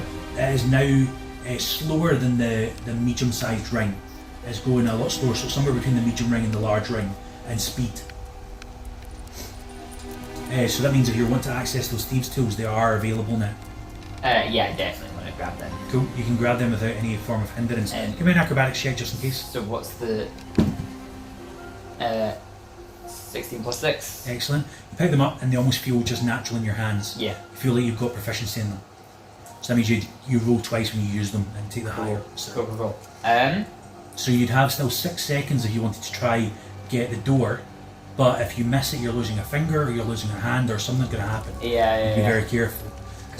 So probably need to try and slow them down more. I think you're quick enough. I think you can do it. that means that if you're You? successful, you can get in and out quick enough. You're taking damage. Well, let's just stack the odds a little bit more in our favour, shall we? Kobolds are still animals there trying to get some work done, so you could continue to try harm them and use them as fodder, or you can try find other things to sort of, like for example, you got a kobold friend, for example, you can just throw under. That would also help a little bit as well. Who knows? What would you like to do? No, I don't think it's time to sacrifice Francis yet. You could throw in some of your daggers, you could throw in your axes. So there's still... I mean, unless you guys want to do anything, I might just throw another dagger Excellent. at another guy down there. Go for it. Just a regular dagger. 18 plus Yep. 6.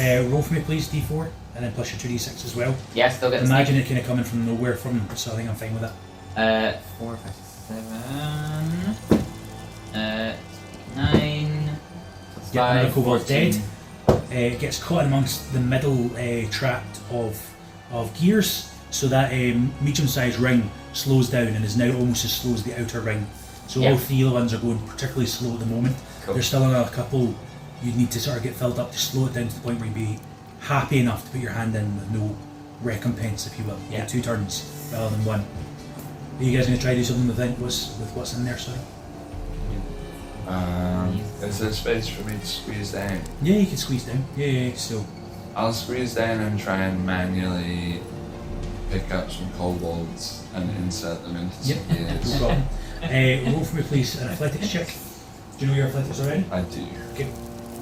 I should know my proficiency bonus as well. Then. That's +2, so, the kobold automatically fails, got that 1. So you grab hold of it and thrust it, you got that 1, so unless... 30, 20. Okay, yeah, so you grab a hold of it, throw it into a gear. The outer rim goes even slower, so you would have time to try it, pull back out, try it, pull back out, but if you mess up an acrobatics check, you might still get hit by this. So it's slower, Okay. it's not quite as slow as you maybe want it to be. Can you want to do anything, or are you just letting things unfold? How many? There's still 2 kobolds stuck in amongst the gears, doing some bits and pieces to try and make it go faster. What do the 2 kobolds look like? One kobold is blue, and the other kobold is green. What colours are kobolds? They're all various colours of No, dragons. but the guy, Francis. Oh, Francis is red, sorry, my bad. Yeah, So that was he's right. red, so... Can I jump down to the blue kobold and say it is your lucky day? You have been recruited to the red team. Jay, collect them all. We need another kobold, and you can either die here horribly in cog getting chewed up like your friend over there, or you can join the winning team. What would you choose? Can you give me an intimidation check, I assume? So, That was 12. 12, is that plus him? That's what it was. Okay, well, can I roll against it?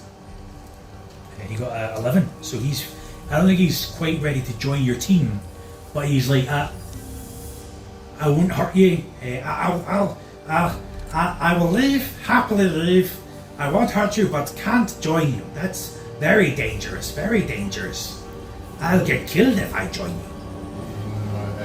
I think you are misunderstanding.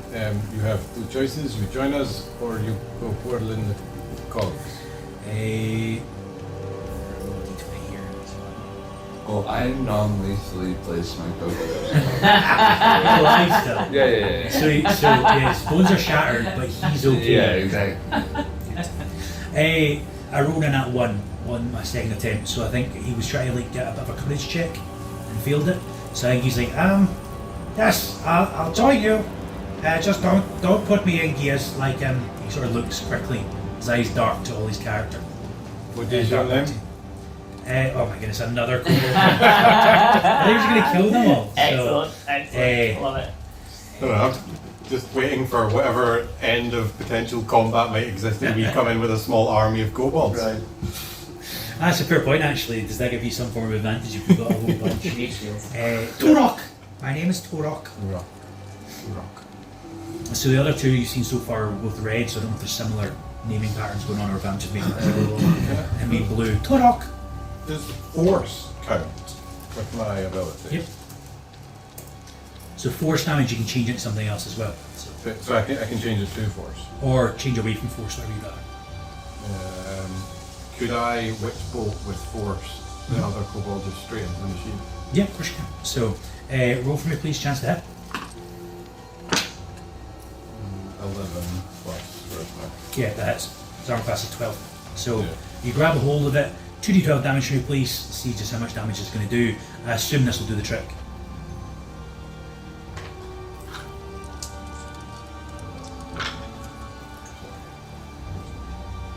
Sorry, d12s are weird. Yeah, I do have to, but oh yeah, I found it. Okay. Yeah, it's just the shape of it, I don't recognize it. 10. 10? Oh. Yeah, it's enough to kill it. So you throw it into some more gears, gets called on up. And we're just All going to focus three. on Turok in front of me and Yeah. then just You're very doing it to casually Yeah. chuck this like witch bolt at the other one. Like, So the gears are now slowed up where we'd have 2 full turns to try Thieves' Tool this door, no problem. Yeah, You'll be able to perfect. get in and out. Okay. So when you go, okay, you got, let's go. Let's do it. Turok, meet Francis. hi. As I'm like concentrating on the so I roll this with advantage. Yeah. And it'll be your sleight of hand. Oh, sleight of hand. Yeah. Can I roll off? Oh, I rolled a 13 with advantage.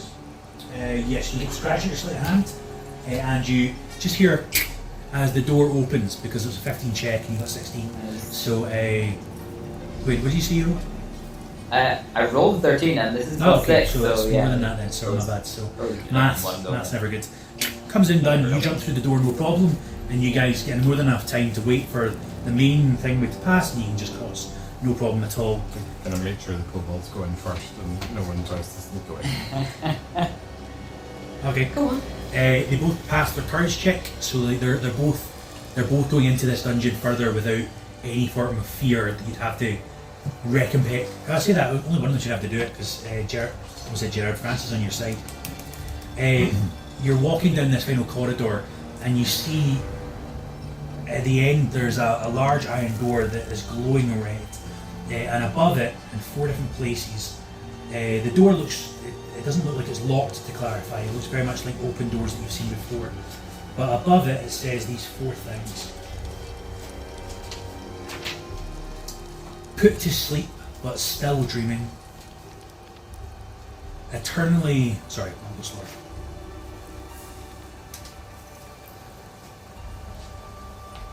So the first one was put to sleep, but still dreaming. It's a statement that's said in Draconic. And then further along it says eternally imprisoned. This is like the different aspects of the large flame symbol on the door. Eternally imprisoned to depths beyond measure. Caverns still echoing by his call. And the last one is crimes forgotten but never forgiven.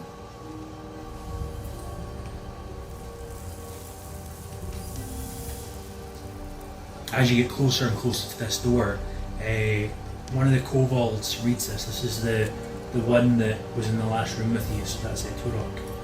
And he says, guys, this room is scary. There is large flame knight we'll have to fight. I don't know if he's looking towards you almost like for a little excuse to get away, but he's petrified of what he's about to encounter. So, large, the gold one imprisoned him years ago for great fight. I don't know if I come out alive. He looks genuinely petrified. Are you keeping him for this fight, or are you letting him go? Francis still looks game.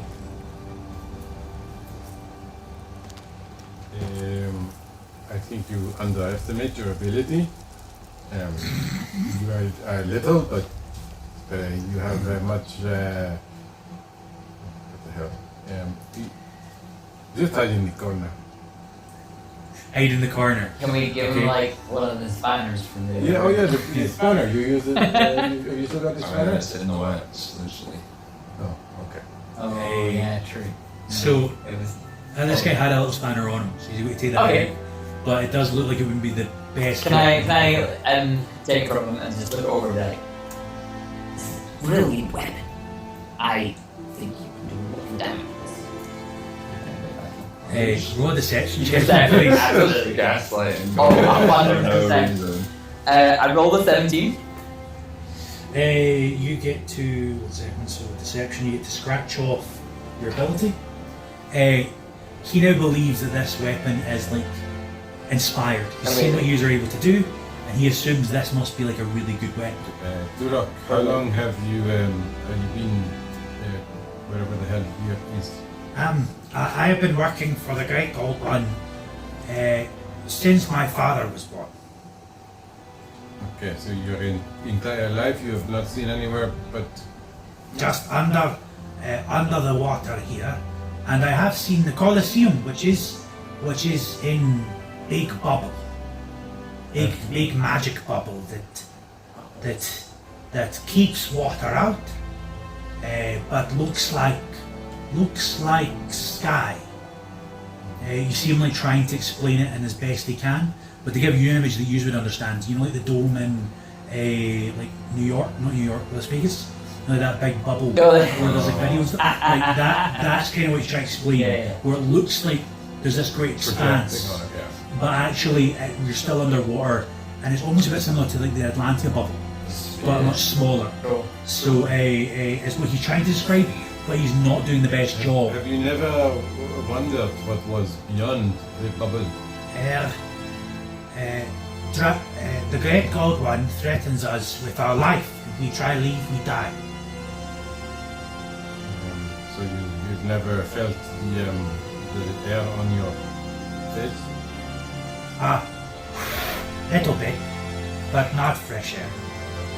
I don't remember much, but the fresh air is not better than some wet breath. Durok, you have an opportunity here for your freedom. You have joined us, and you can go back to cowardice and dying in some crunchy gear. Maybe not us, maybe the next lot, or you fight. You fight with confidence, with your tiny spanner. Maybe just brilliant. Maybe you throw your spanner and then like hide in the corner. But there is freedom here. Give me a persuasion check, please, but then also give me an insight check. I got 5 on the persuasion and I'm 19 on the inside. So he did really well on I think his 7. resisting against persuasion. So Sorry. I think he's more like he'll go along, but he's not inspired. But you can see on his face, there's something more he's not telling you. He's not fully giving away. He's not fully like, there's that was for your insight. You can scratch. Wait, I think you can insight. Scratch off anyway. It doesn't matter anymore. Even if it was positive or negative, you did pass it. Can I ask Francis what he's hiding? Francis. Roll an insight check, please. 18 photos. Francis doesn't know, like, he's quite a low down minion. I think you can see that he doesn't really have, like, I don't know, he doesn't know. But Turok seems to have been doing this for longer. He's an older kobold. What are you hiding, Durok? I can see it on your face. You are about to face many dangers with your new brothers. Do not hide anything from them. We cannot remember anything, so we can hide nothing because we do not remember you. You are choosing to hide.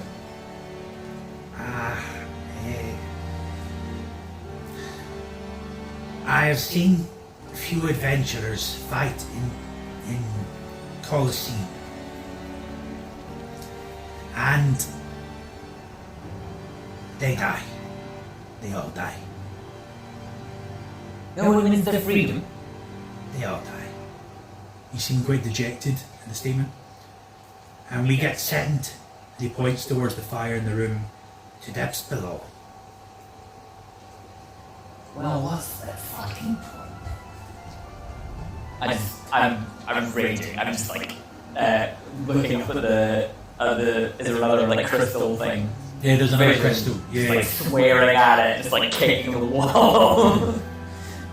So, let me explain something to you. Life is short, and you die. We have an opportunity to break the cycle of violence and win a new day. Be warriors with us. Be heroes. give me a persuasion check, please. And you see him plumbing the depths of his knowledge. He's trying to do a history check. And he says, there was one who escaped, one who was let free. He entertained the masses. He got everyone on his side. So if we have chance, we must make big show. We must be brave, not afraid. Fine. What, Fine then. What We was make it sure. called? Every time you come. I don't know his name, but he was large dragon ball. 8, 9, 12 feet tall, not too sure, very muscly, and he was supposedly gladiator of the masses. Everyone celebrated and cheered him, and he won freedom. So there's an audience. Who's in the crowd? More kobolds or different people? The wealthiest and richest people throughout all of the world. Alright. So lots of different sort of species. Everything. Species I've never seen before. How long ago did this gladiator fight? It was in my dad's days. Your He saw dad? it. He saw. How, I don't know how. Kobolds live 30 years. So 30 years ago, So like a gladiator is... 45, 50. How old are you? I'm 20. Alright. Well, I think we better choose a name for it to be entertaining. So I've been thinking about this. I did get a cheeky revision. If you think really hard, you can actually remember your name. I'm Rudy. Oh, excellent. And, hear me out, I really like trees. So I'm thinking we're called Blood Arbor. Oh, that's actually quite good. That's pretty good, right? I was just thinking about like a tree's root system sucking up the blood of our enemies. I am so. It's Blood like, Arbor. You see, like, Turok, sort of like... you can get behind that, right? I can get behind that. Yeah. Yeah. Ride on us. Be one with us. Blood Arbor. This will be our day. Yes. You hear that? This will be our day. Pointing at the vision. That is a terrible attempt to try to spell that. So, I-I-A-I-D-H. cool. I've already spelled it a different way. There's a much suppose you've not seen it. Can I try? Can I try and like cut out a little tree symbol into my like tunic? Yeah, you can do it. It's like a hand, please. Yeah. Not 20. Whoa. Yeah, for everyone. You can do it for every single person. Amazing. You take the cape Plus off. 6. You take the cape off. Of Francis. Francis, There a big one on his A cape. big tree on there as well. So like all these are now. And we're red. It's red anyway. Yeah. So like this all kind of works. Blood Arbor. Are you writing Blood Arbor on it as well with that, or maybe just the BA? Yeah. So BA. those BA on the tree. And a tree, like an intricate, like a tree. Nice. So this next room looks to be quite a struggle. He's going to push right through into it. Or is there anything else you need to do? Where?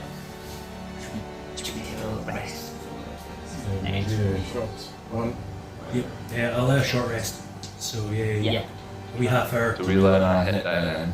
Yes, you can let your head down. Sure. To be fair, it gives away even more, but he's already. I think he's all figured out. You get a quick, quick. Yeah. Oh, sorry. So you should be on page 1. See where your HP Oh, is? oh yeah. Right below it. Yeah. There's a little thing. Total hit dice, it says.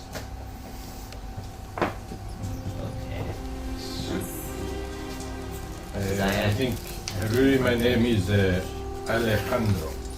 Alejandro. Nice. Oh, are we remembering our own names? You can if you want. Alejandro. Ollie, Junior Hour. You get more visions of this tree, especially as you see it described, and you realise this ability. It's called Rage, but it's called Rage of the World Tree. Cool. I'm back up to full. I've used all the days.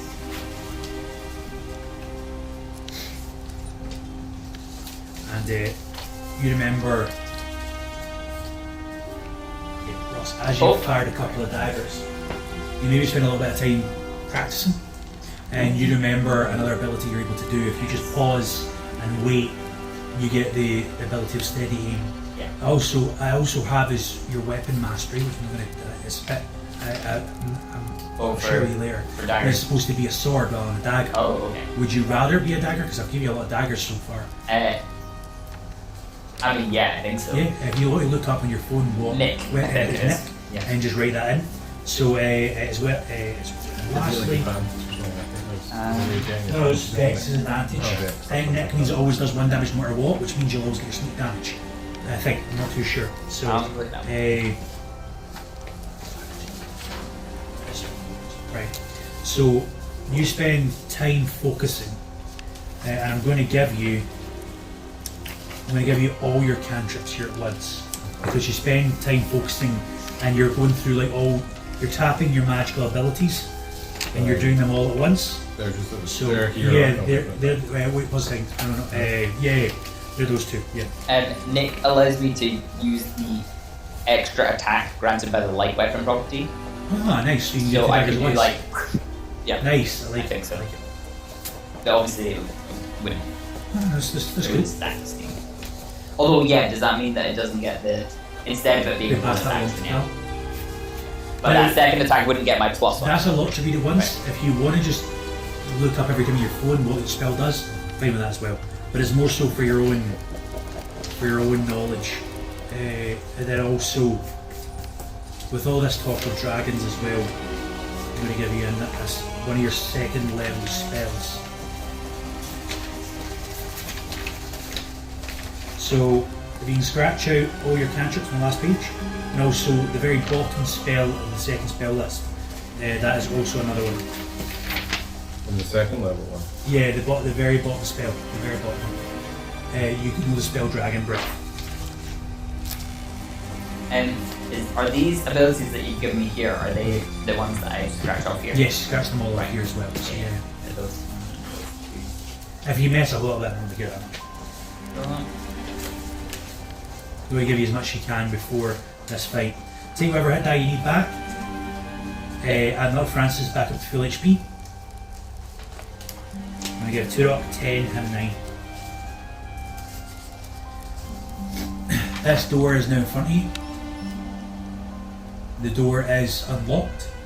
Would you wish to go through it? I'm going through. Before we go through, I will pat Turok on the shoulder Uh-huh. and say, Turok, I want to give you the best chance that I can, and I will cast Dragon Breath on Nice, Turok, I like which I it. think means for the next minute you can breathe fire. Nice. I like He that. said it was a fire night, right?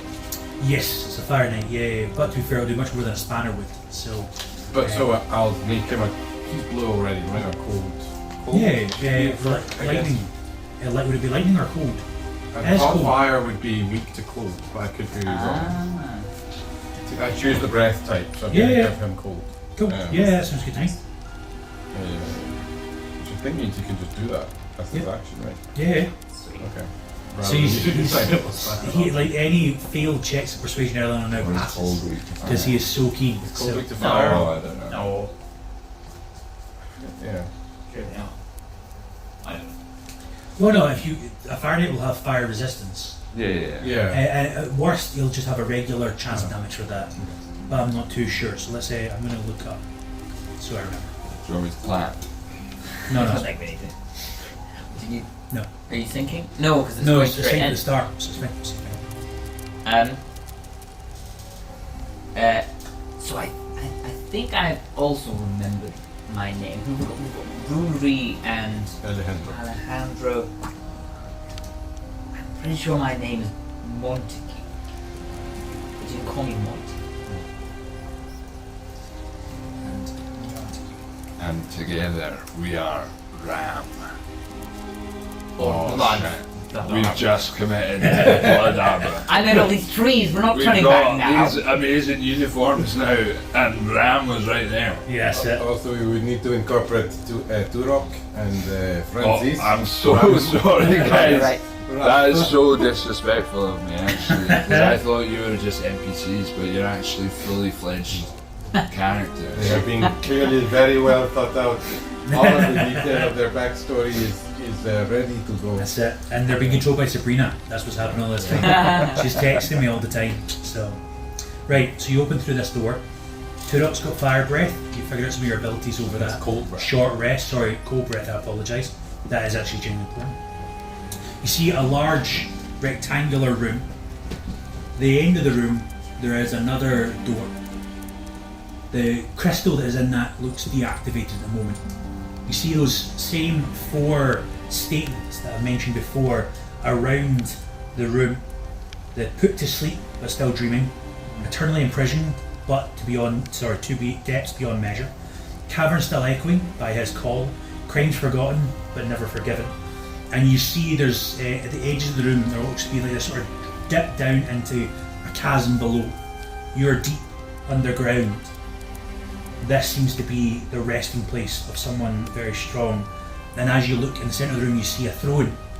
On the throne, there is what looks to be a knight fully fledged in armour. However, he looks completely dormant at the moment. You see around the room, crimes forgotten but not forgiven is glowing green. As to his cavern still echoing by his call, however, 2 others are not glowing yet. You see by his side there is a sleeping dog, 2 sleeping dogs actually, both covered in embers. Can you both, all 3, sorry, do a nature check for me please? Or Arcana, whatever you'd rather. Not these really, no. Probably Arcana. I rolled a Yeah, 16. What'd you get, Cam? 50 or Arcana. You get scratched out first please. Arcana, I got 5. You get scratched out your intelligence as well, you haven't already. Ollie, you get scratched out.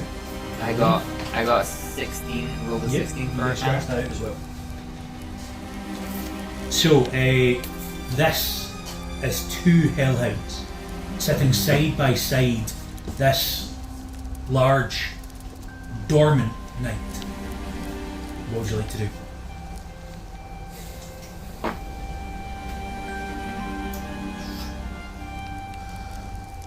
Wakes him up. Probably not, but I guess I don't think we can get through without it. There's not much else to interact with in the room, is there? There's nothing except in the door at the far end, which you've not close enough to fully investigate. But from the rooms before, there's been a crystal that lights up when the doors are open. This door's got like a crystal in it, but it's not that. Yeah. I think we're gonna have to defeat it. He's dreaming. I wonder what he's dreaming. What if we pretend to be sheep? With both your high checks as well, I'll pass over to investigation as well. You see that both the hellhounds are snoring. Like when they breathe out, there's like fire coming out. Like just a little bit. But then you see the creature in the centre, the being in the centre, is perfectly still. No movement whatsoever. Looks like different things. He's not asleep the same way they're asleep. Something else is happening. So what I'm trying to say with that is you feel If you were to go further into the room and try do more, maybe be sneaky, you'd have to try to get past these two hell-hounds. He might not be active at the moment. Let's put it that way. Yeah. The writing in the room. Did you say that it was different phrases on each of the four walls? Yes, well, it's not necessarily each of the four walls. You imagine this being a long rectangle. At this side it says put to sleep but still dreaming. At this side it says eternally imprisoned to depths beyond measure. And these two back sides here and here it says cavern still echoing by his call, which is lit up green. And this side it's also lit up green, cranes forgotten but never forgiven. Yeah. Does green mean gold? Is also green? Little Turok points. He says, this is other adventuring party, as he points towards the two areas. The green. If we're not fast, they get through and could activate him. So he seems to have some knowledge of this room that you wouldn't be able to have, because so Quick. All right. I guess we need to go through one of the ones that are I not green. try and sneak to the door. sneak past straight through towards the door. Yeah. Give me a stealth check, please. So roll. Here we go. No. That was a 9, but then what do I add stealth? You. Can I? 1 second. I'll tell you in a second. So you said 9, didn't you? Yeah. You thankfully get to scratch it out. You have a +8 in that. Oh, amazing. I knew behind it. That's all. So you sneak around past these two sleeping hellhounds, and the other side of the room has this door which seems like it cannot be opened just yet unless you want to try with your thieves' tools, but there's no place to put them. Yeah. So you need to do something in this room first. I think combat might be the way for killing these two little beasts. Yeah, there doesn't seem like there's anything else in the room. We're trying to take out the hellhounds then. So don't worry about trying to figure that out too much. That is the puzzle that's generally for the last group. So they're going at a certain pace and recording how long it took them to do stuff. And that changes your dungeon based on what they do and how they do it. Fight some dogs. Nice. You know, Pero. How are you setting this up? Pero. You putting Francis and Turok at the front? Put them right forward? I think they hold back. Tonight we dine in hell. Go for it. God, do I want to? No, because I don't want to get too close. No, Give me an investigation check. Okay. Both of these do is, I think actually just Ross for now. Yeah, that wasn't great. Wait, are we trying to Um, be stealthy still? 10. We can't really 10? find those. You get to scratch it out, so there's this squinty I've check. already got it in. At the other side of the room you see that there's lots of weapons stashed around Oh. this room in various places. There is what looks to be staffs, there's wands, there's spears, there's bows, they're all spaced around in various locations. And you can only see it because you're back at the door and have a bit of an elevated position. You can see this is like almost preparing you for what's next. It's a bit of an armory, but Okay. the things have all been stashed to a point where you can see it in the back of the room but not in front, if that makes sense. Yeah. So So I look back and just try and signal you guys. So what basic weapons would you like? You can take from this room essentially. Is there anything you want? Take a scimitar. Scimitar? Cool. Actually, I'm a professional with that. Actually, I don't know if I would be as a sorcerer. Probably not with a sword.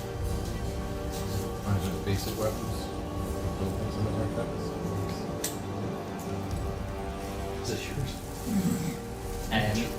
Well, Turok and Francis can pick something up. Yeah. Are you do a magical? Can you use staff refocus?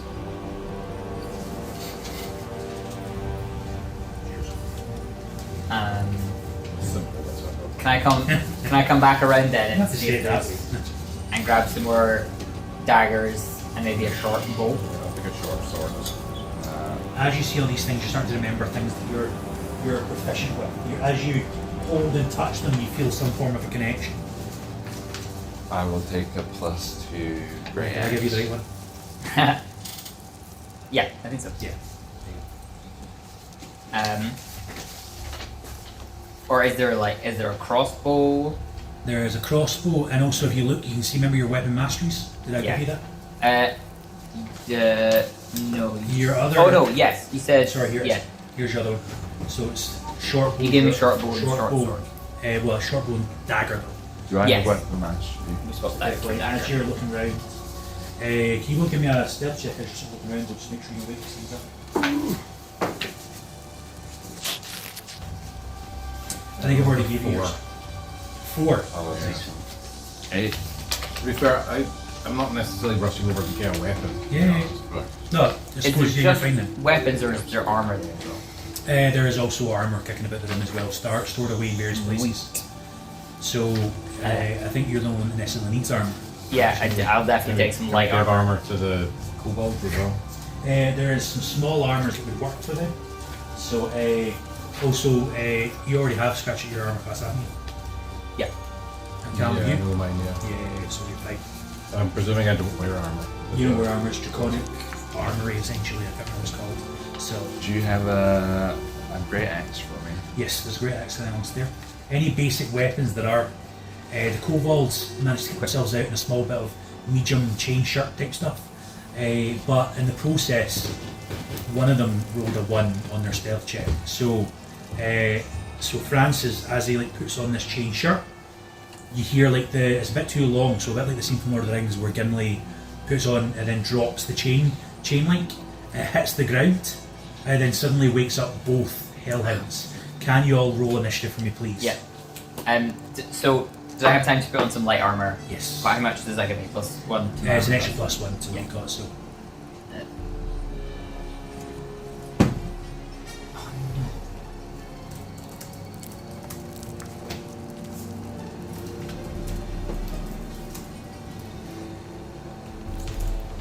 Callum, what's your 15. 15?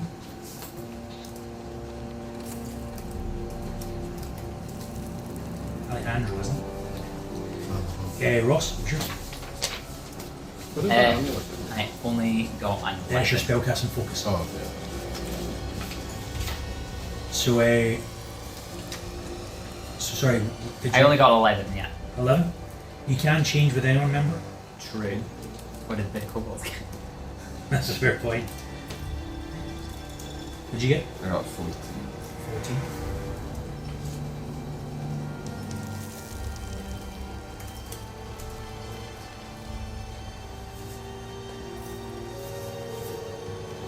One of the kobolds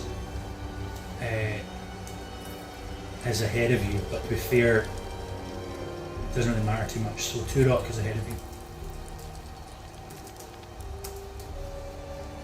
Oh, wait, can we, for weapons, could we give them both bows Both bows? so that they can stay a little bit further back? Yep. Like a short bow or something. Yeah. Because realistically, I mean, if we put them in, then they take 1 damage and Yeah. they're dead. One hit and they're Yeah. dead. Yeah. Whereas so, multiple rounds of them plinking away is actually not bad. yeah. Yeah. We made a game now. Just a little To be bit of fair, like- tactics, you know? To be fair, I think you have had a conversation where they seem like they are endangered servitude essentially.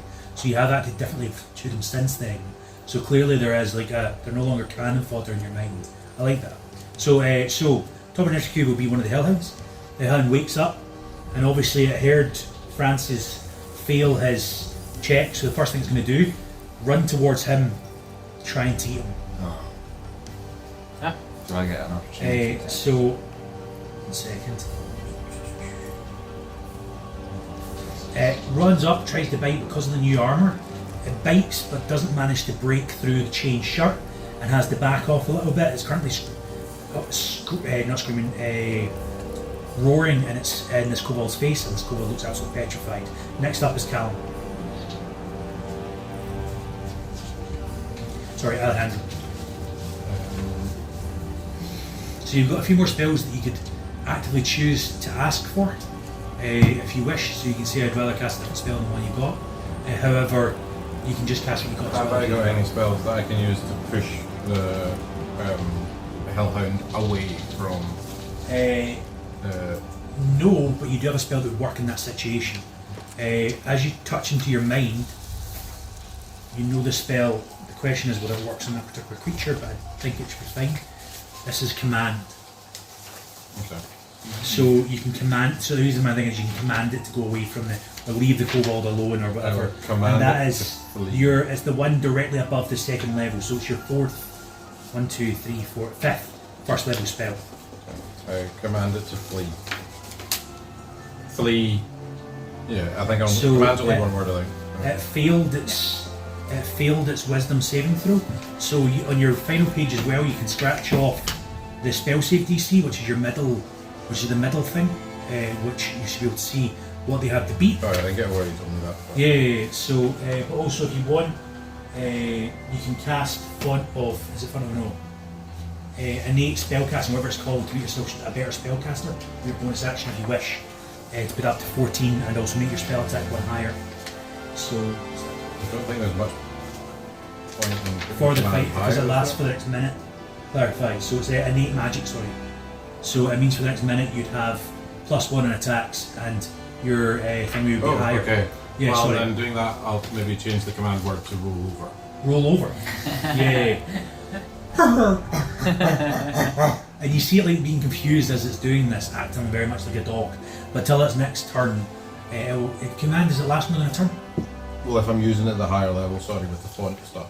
Oh, okay, yeah. Is that not how that? Is that not No, how no, that? font means it does more damage, but you can make it last. If you put it to a second level spell slot, you can make it last longer. Oh no, sorry, higher spell slots. You add an additional creature. Oh, So okay. they're both You need a second roll level. over, Oh, and yeah, then comes perfect. the command to both of them at the with the font. Both fail. So both of them roll over and are currently. So it doesn't last. Does it last more than a turn, or is it? How long does that last? How long does command last? Does it have to do a check at the end of each of its turns?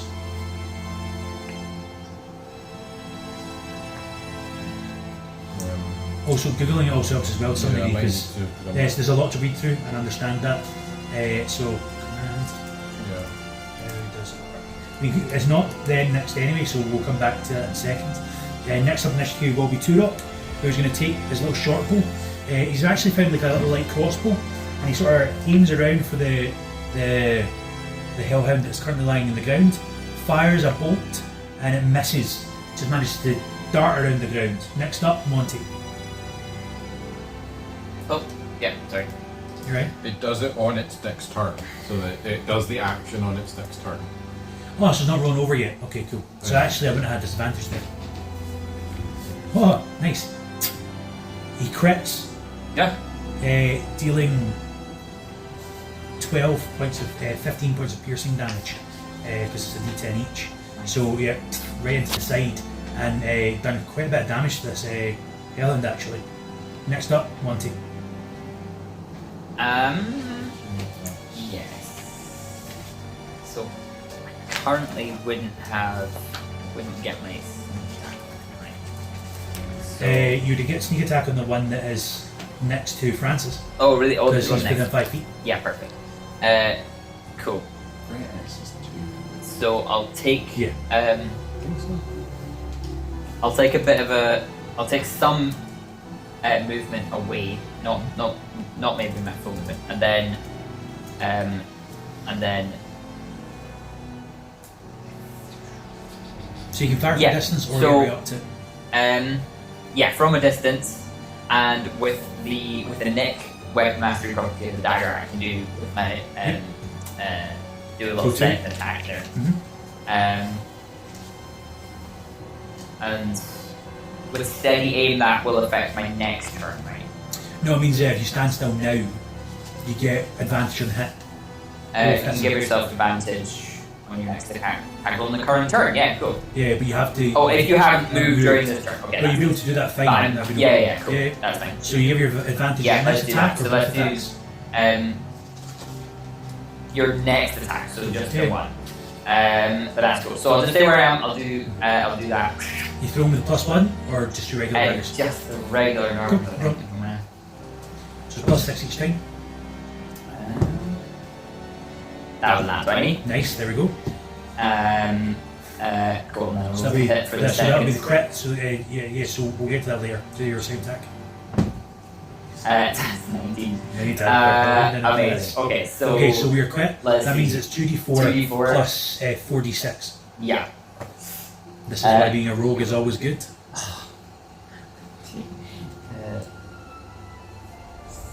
4d6.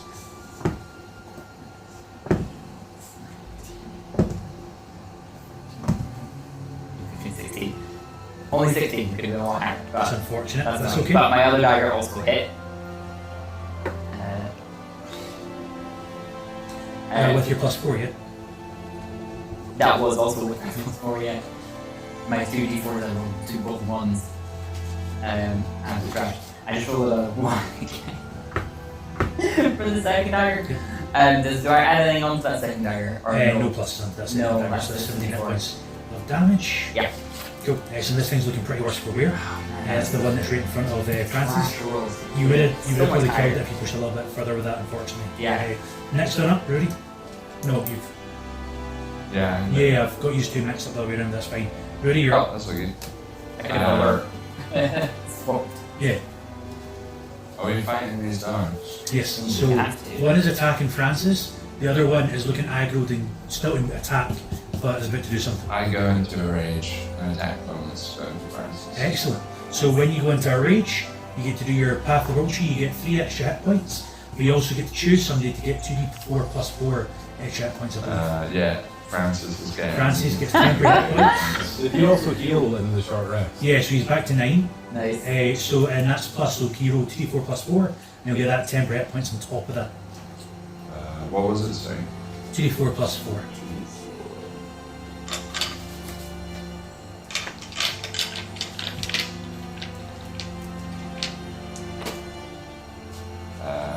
Nine hit points. So 9 extra hit. So he's a kobold with 18 HP right now. So you see him like feeling invigorated in the tree that's on the because you gave the Oh, yeah. cape to the other one. He's got the Yeah. the thing where you see that start to glow green as he feels empowered, and he almost like grows a couple of inches Nice. as he feels a little bit taller and ready to go. Next up is him. Do you have anything to do your roll section? Are you okay?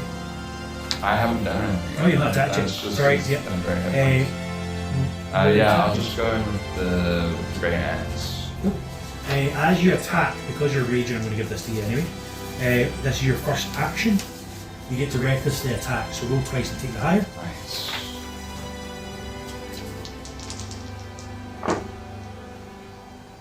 Yeah, 18 plus. Yep, that's. Can I see? Armor class you're looking to beat is 15 or higher. So it's a d12. Plus you get to shunt them back every time you hit them. Because your weapon mastery. My What is weapon it? It's mastery is cleave. cleave, So never mind, but it's not useful in this situation. 12, 2 plus. Yeah, so it'll be your strength plus your rage. So it'll be your strength plus 2. So is it plus 4? Yeah. Yeah, So that's plus 6 damage on top of that. So plus that's 5. Sorry. plus 5? Your strength? Strength is plus 3. Oh, okay, sorry, my bad. Yeah. So that's 5 damage. Excellent. 7. 7 damage. Sorry, my brain is gone. I apologise. And then next up is Francis, who isn't able to disengage just yet. That hellhound is now lying on the ground, feet up because it failed its save. The one in front of Francis isn't, however, at the moment. So instead of firing an arrow, he takes out his dagger with belief of what's happened so far, and he stabs in towards the hellhound with advantage. You get extra damage from rage. Yep, that's. Yeah, That was the extra 2. Yeah. Plus 3 plus 2. Nice. So dealing 7 hit points of damage, bringing this hellhound quite low. And he's going to then try and move away, Awesome. and the hellhound didn't manage to hit. As he backs up, he's now ready to attack with the short bow in later distances. That hellhound's next, rolls on its back, in the air. Back to you, Callum.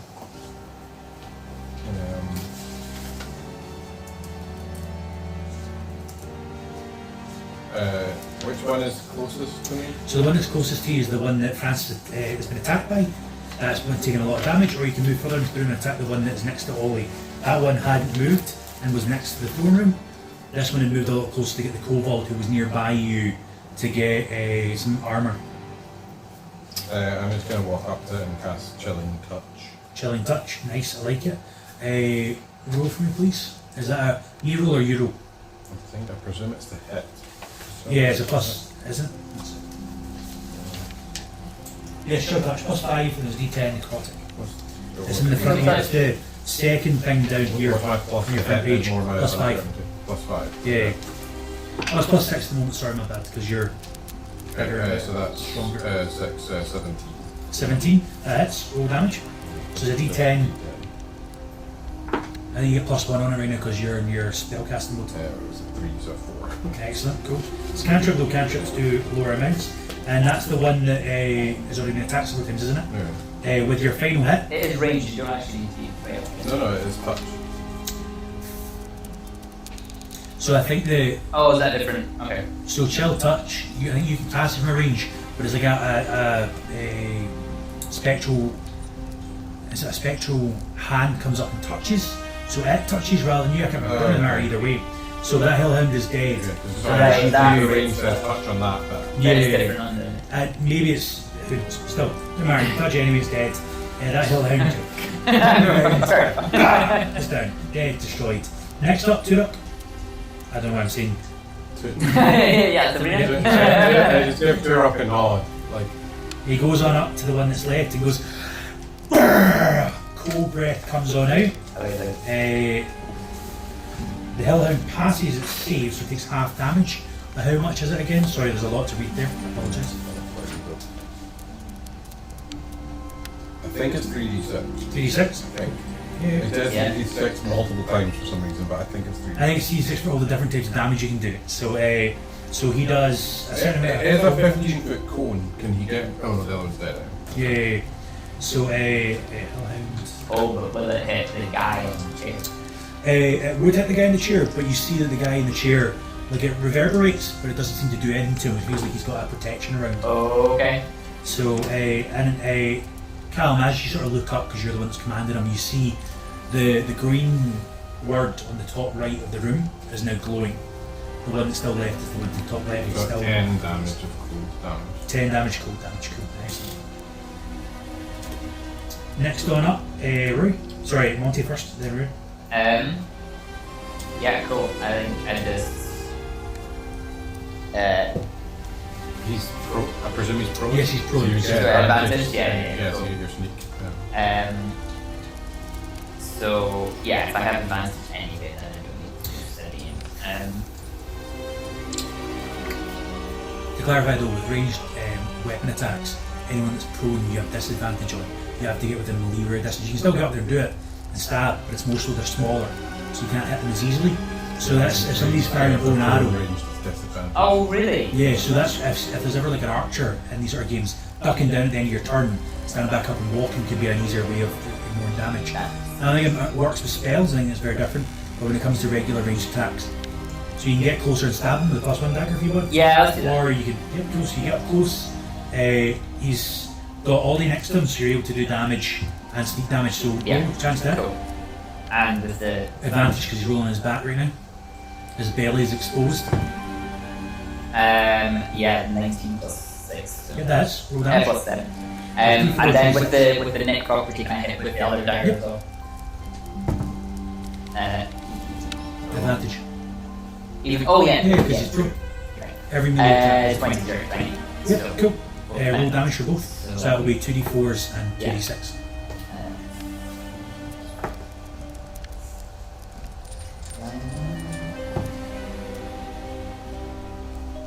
uh, 16. 16, cool. You stab one down twice. Pretty much the same amount of damage as last time when I crit. It's unfortunate, sometimes them's the breaks. Yeah, You stab yeah. one down twice, you try to pull it apart, you have a gouge worth of damage, but it still somehow survives it. Rory, you're up. What is that? Yep. You can disengage, you can do Disengage. Yeah, Yeah. no problem. Yeah. Yeah. Cool. I take that. You're just gonna finish there? Cool. It turns on round. You can use your bonus action to continue your rage going, so it doesn't dissipate. Someone else gets an extra temporary hit points. I don't think it's every turn. Is it every turn? It says at the start of each of your turns while your rage is active. I didn't know that. That's Yeah, kind cool. of insanely Yeah, it's actually really good. But they don't I, stat Yeah, it's, oh, because Yeah, it's That's I'm a good gonna unarmed strike the dog. Yep, you get advantage then. no. Okay. I miss. What's my plus five? You scratch it out. 9. Yeah, it doesn't hit. So is that with advantage or unlucky? That was- But it keeps going and you get to give somebody HP. So who you have a temporary HP to? Cam already has temporary HP, so Yeah. you I'm cancel out 90. each other. I know you don't want to. Yeah, I really didn't. But yeah, Monty gets some temporary hit 24 points. plus 4. How Can many? you roll it or do you want him to? Oh, you go for it. You go He's for it. got a lot of ones so far. Also two So rock as well. No, no, Two rock. It's true. That's fine. You can have it. 2d4, you said? yep, Yeah. plus 4. 5 4. 9. 9 temporary hit points, cool. The Hellhound can stand back up now after command's one turn. On its Stands back up and is going to attack right in front of it. So it's going to attack you, Ollie. Actually, it's going to do more than that. Feeling a little bit dismayed, it's going to pivot so that it's getting both you and Ross with this because it's 15-foot cone. So, Yeah, cool. That's nice. so it's going to do fire breath. It's a dexterity saving throw for both of us, please. Ollie, you've got advantage on this. Nat 20. 2 nat 20. Whoa! Unfortunately, Amazing. Why didn't I get that last Doesn't time? dissipate it, unfortunately, so that's okay. So And- you get half damage, but then because you're raging, because you've got fire resistance, you get half damage again. I rolled an 18, so I'm guessing my Yeah, dex that's fine. is So you get to scratch it off, and you also take half damage. So with the half damage taken into account, because it's 66 damage it does, you took 10 damage in total, and you 10? took 5 damage in total. That's with Okay, half that's of basically that all again. my 10 HP. Yeah, but it's Got it, then got so- it, perfect. and then it's going to make a bite in towards you, Ollie. Getting a 15 to hit, is that hit? It does. Does hit, cool. So this is a D8. Have we got our HP revealed to us yet? No. Only when you go down. Oh, okay. So you take, firstly, 9 points of piercing damage, half, so 4. And then fire damage is going to get reduced again. Oh my goodness. I got 2 ones. 2 damage reduced down to 1. Nice. Hellhounds are like, this is supposed to be a deadly encounter. They've done nothing, my goodness. And you got to love the dice rolls. So, next one up would be Francis. He's going to spin round with his little bow, pipe one off. He hits, dealing also 1 damage plus his dex. Alejandro. I am going to attempt my other powerful second level spell. See what it does, see what happens. So, Okay. Differently?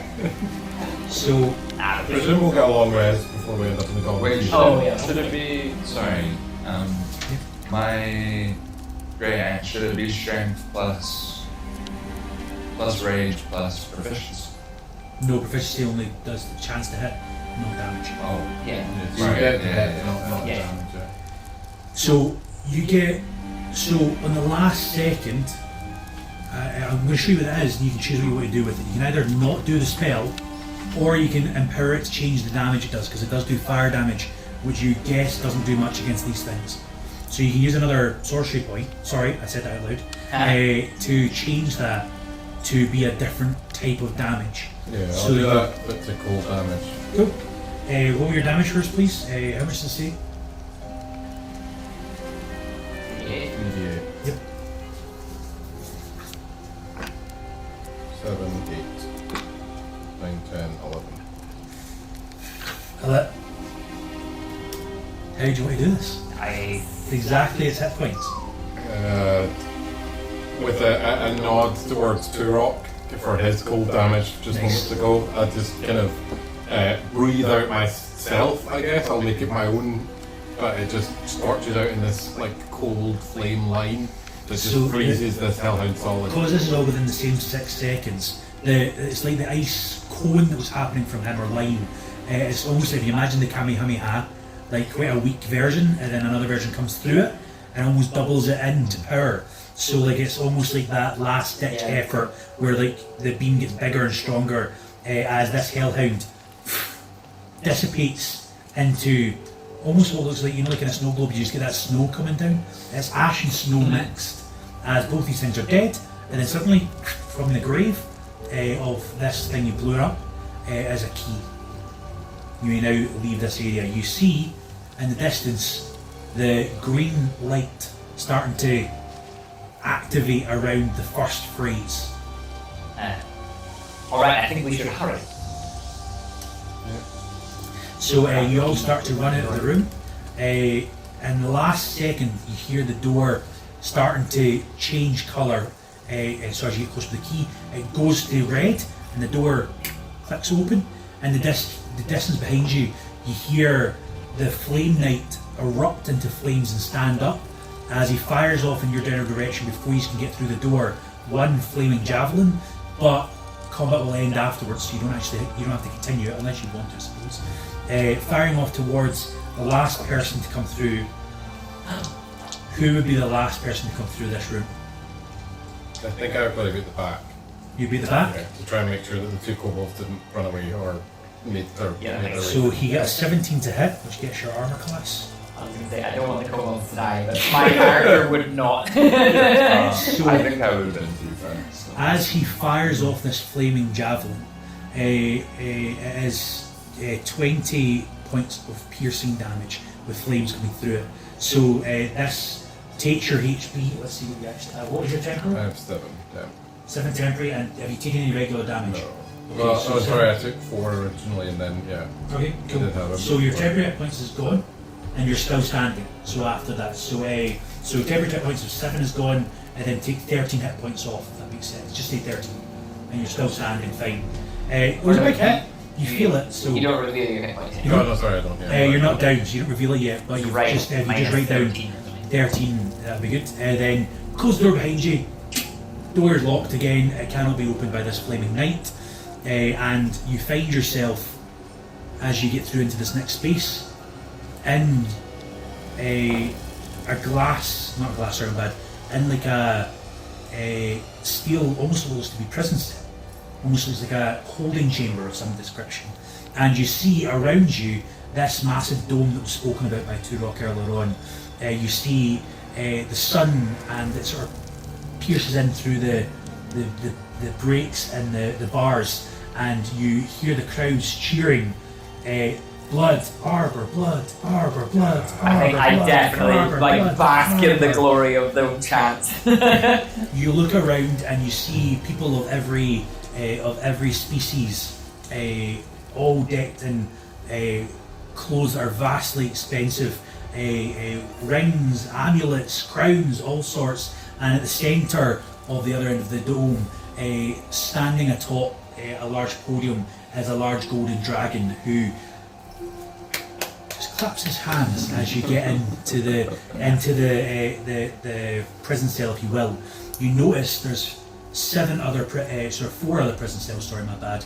Around here, within 4 of the other prison cells, you notice a group that is just in one over, and that group is consisting of a ganassi, an earth ganassi.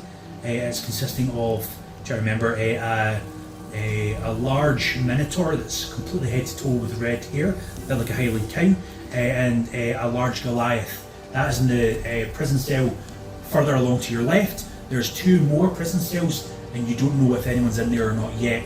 However, you might feel that they might get filled in as time goes on. The dragon just speaks into your minds, and you can always hear over a bit of a PA system to some degree, and he says, "My friends, what a show you put on! Let's see if you can continue this journey when you fight the Green Team and others soon." And that's where we're going to end today's session. We're going to come back together, yourselves and the dungeon that's already happened, and you might be fighting to the death. But beyond that, there's other groups as well that might be added into the mix. So you'll have to come back next time to see what happens, and I suppose you'll have to come back next time to see what happens as well. So thank you for joining us for another Amnesia Dungeon. I look forward to seeing you in the next one. Amazing. Thank you, Jonny. There we go. Great. Let's go.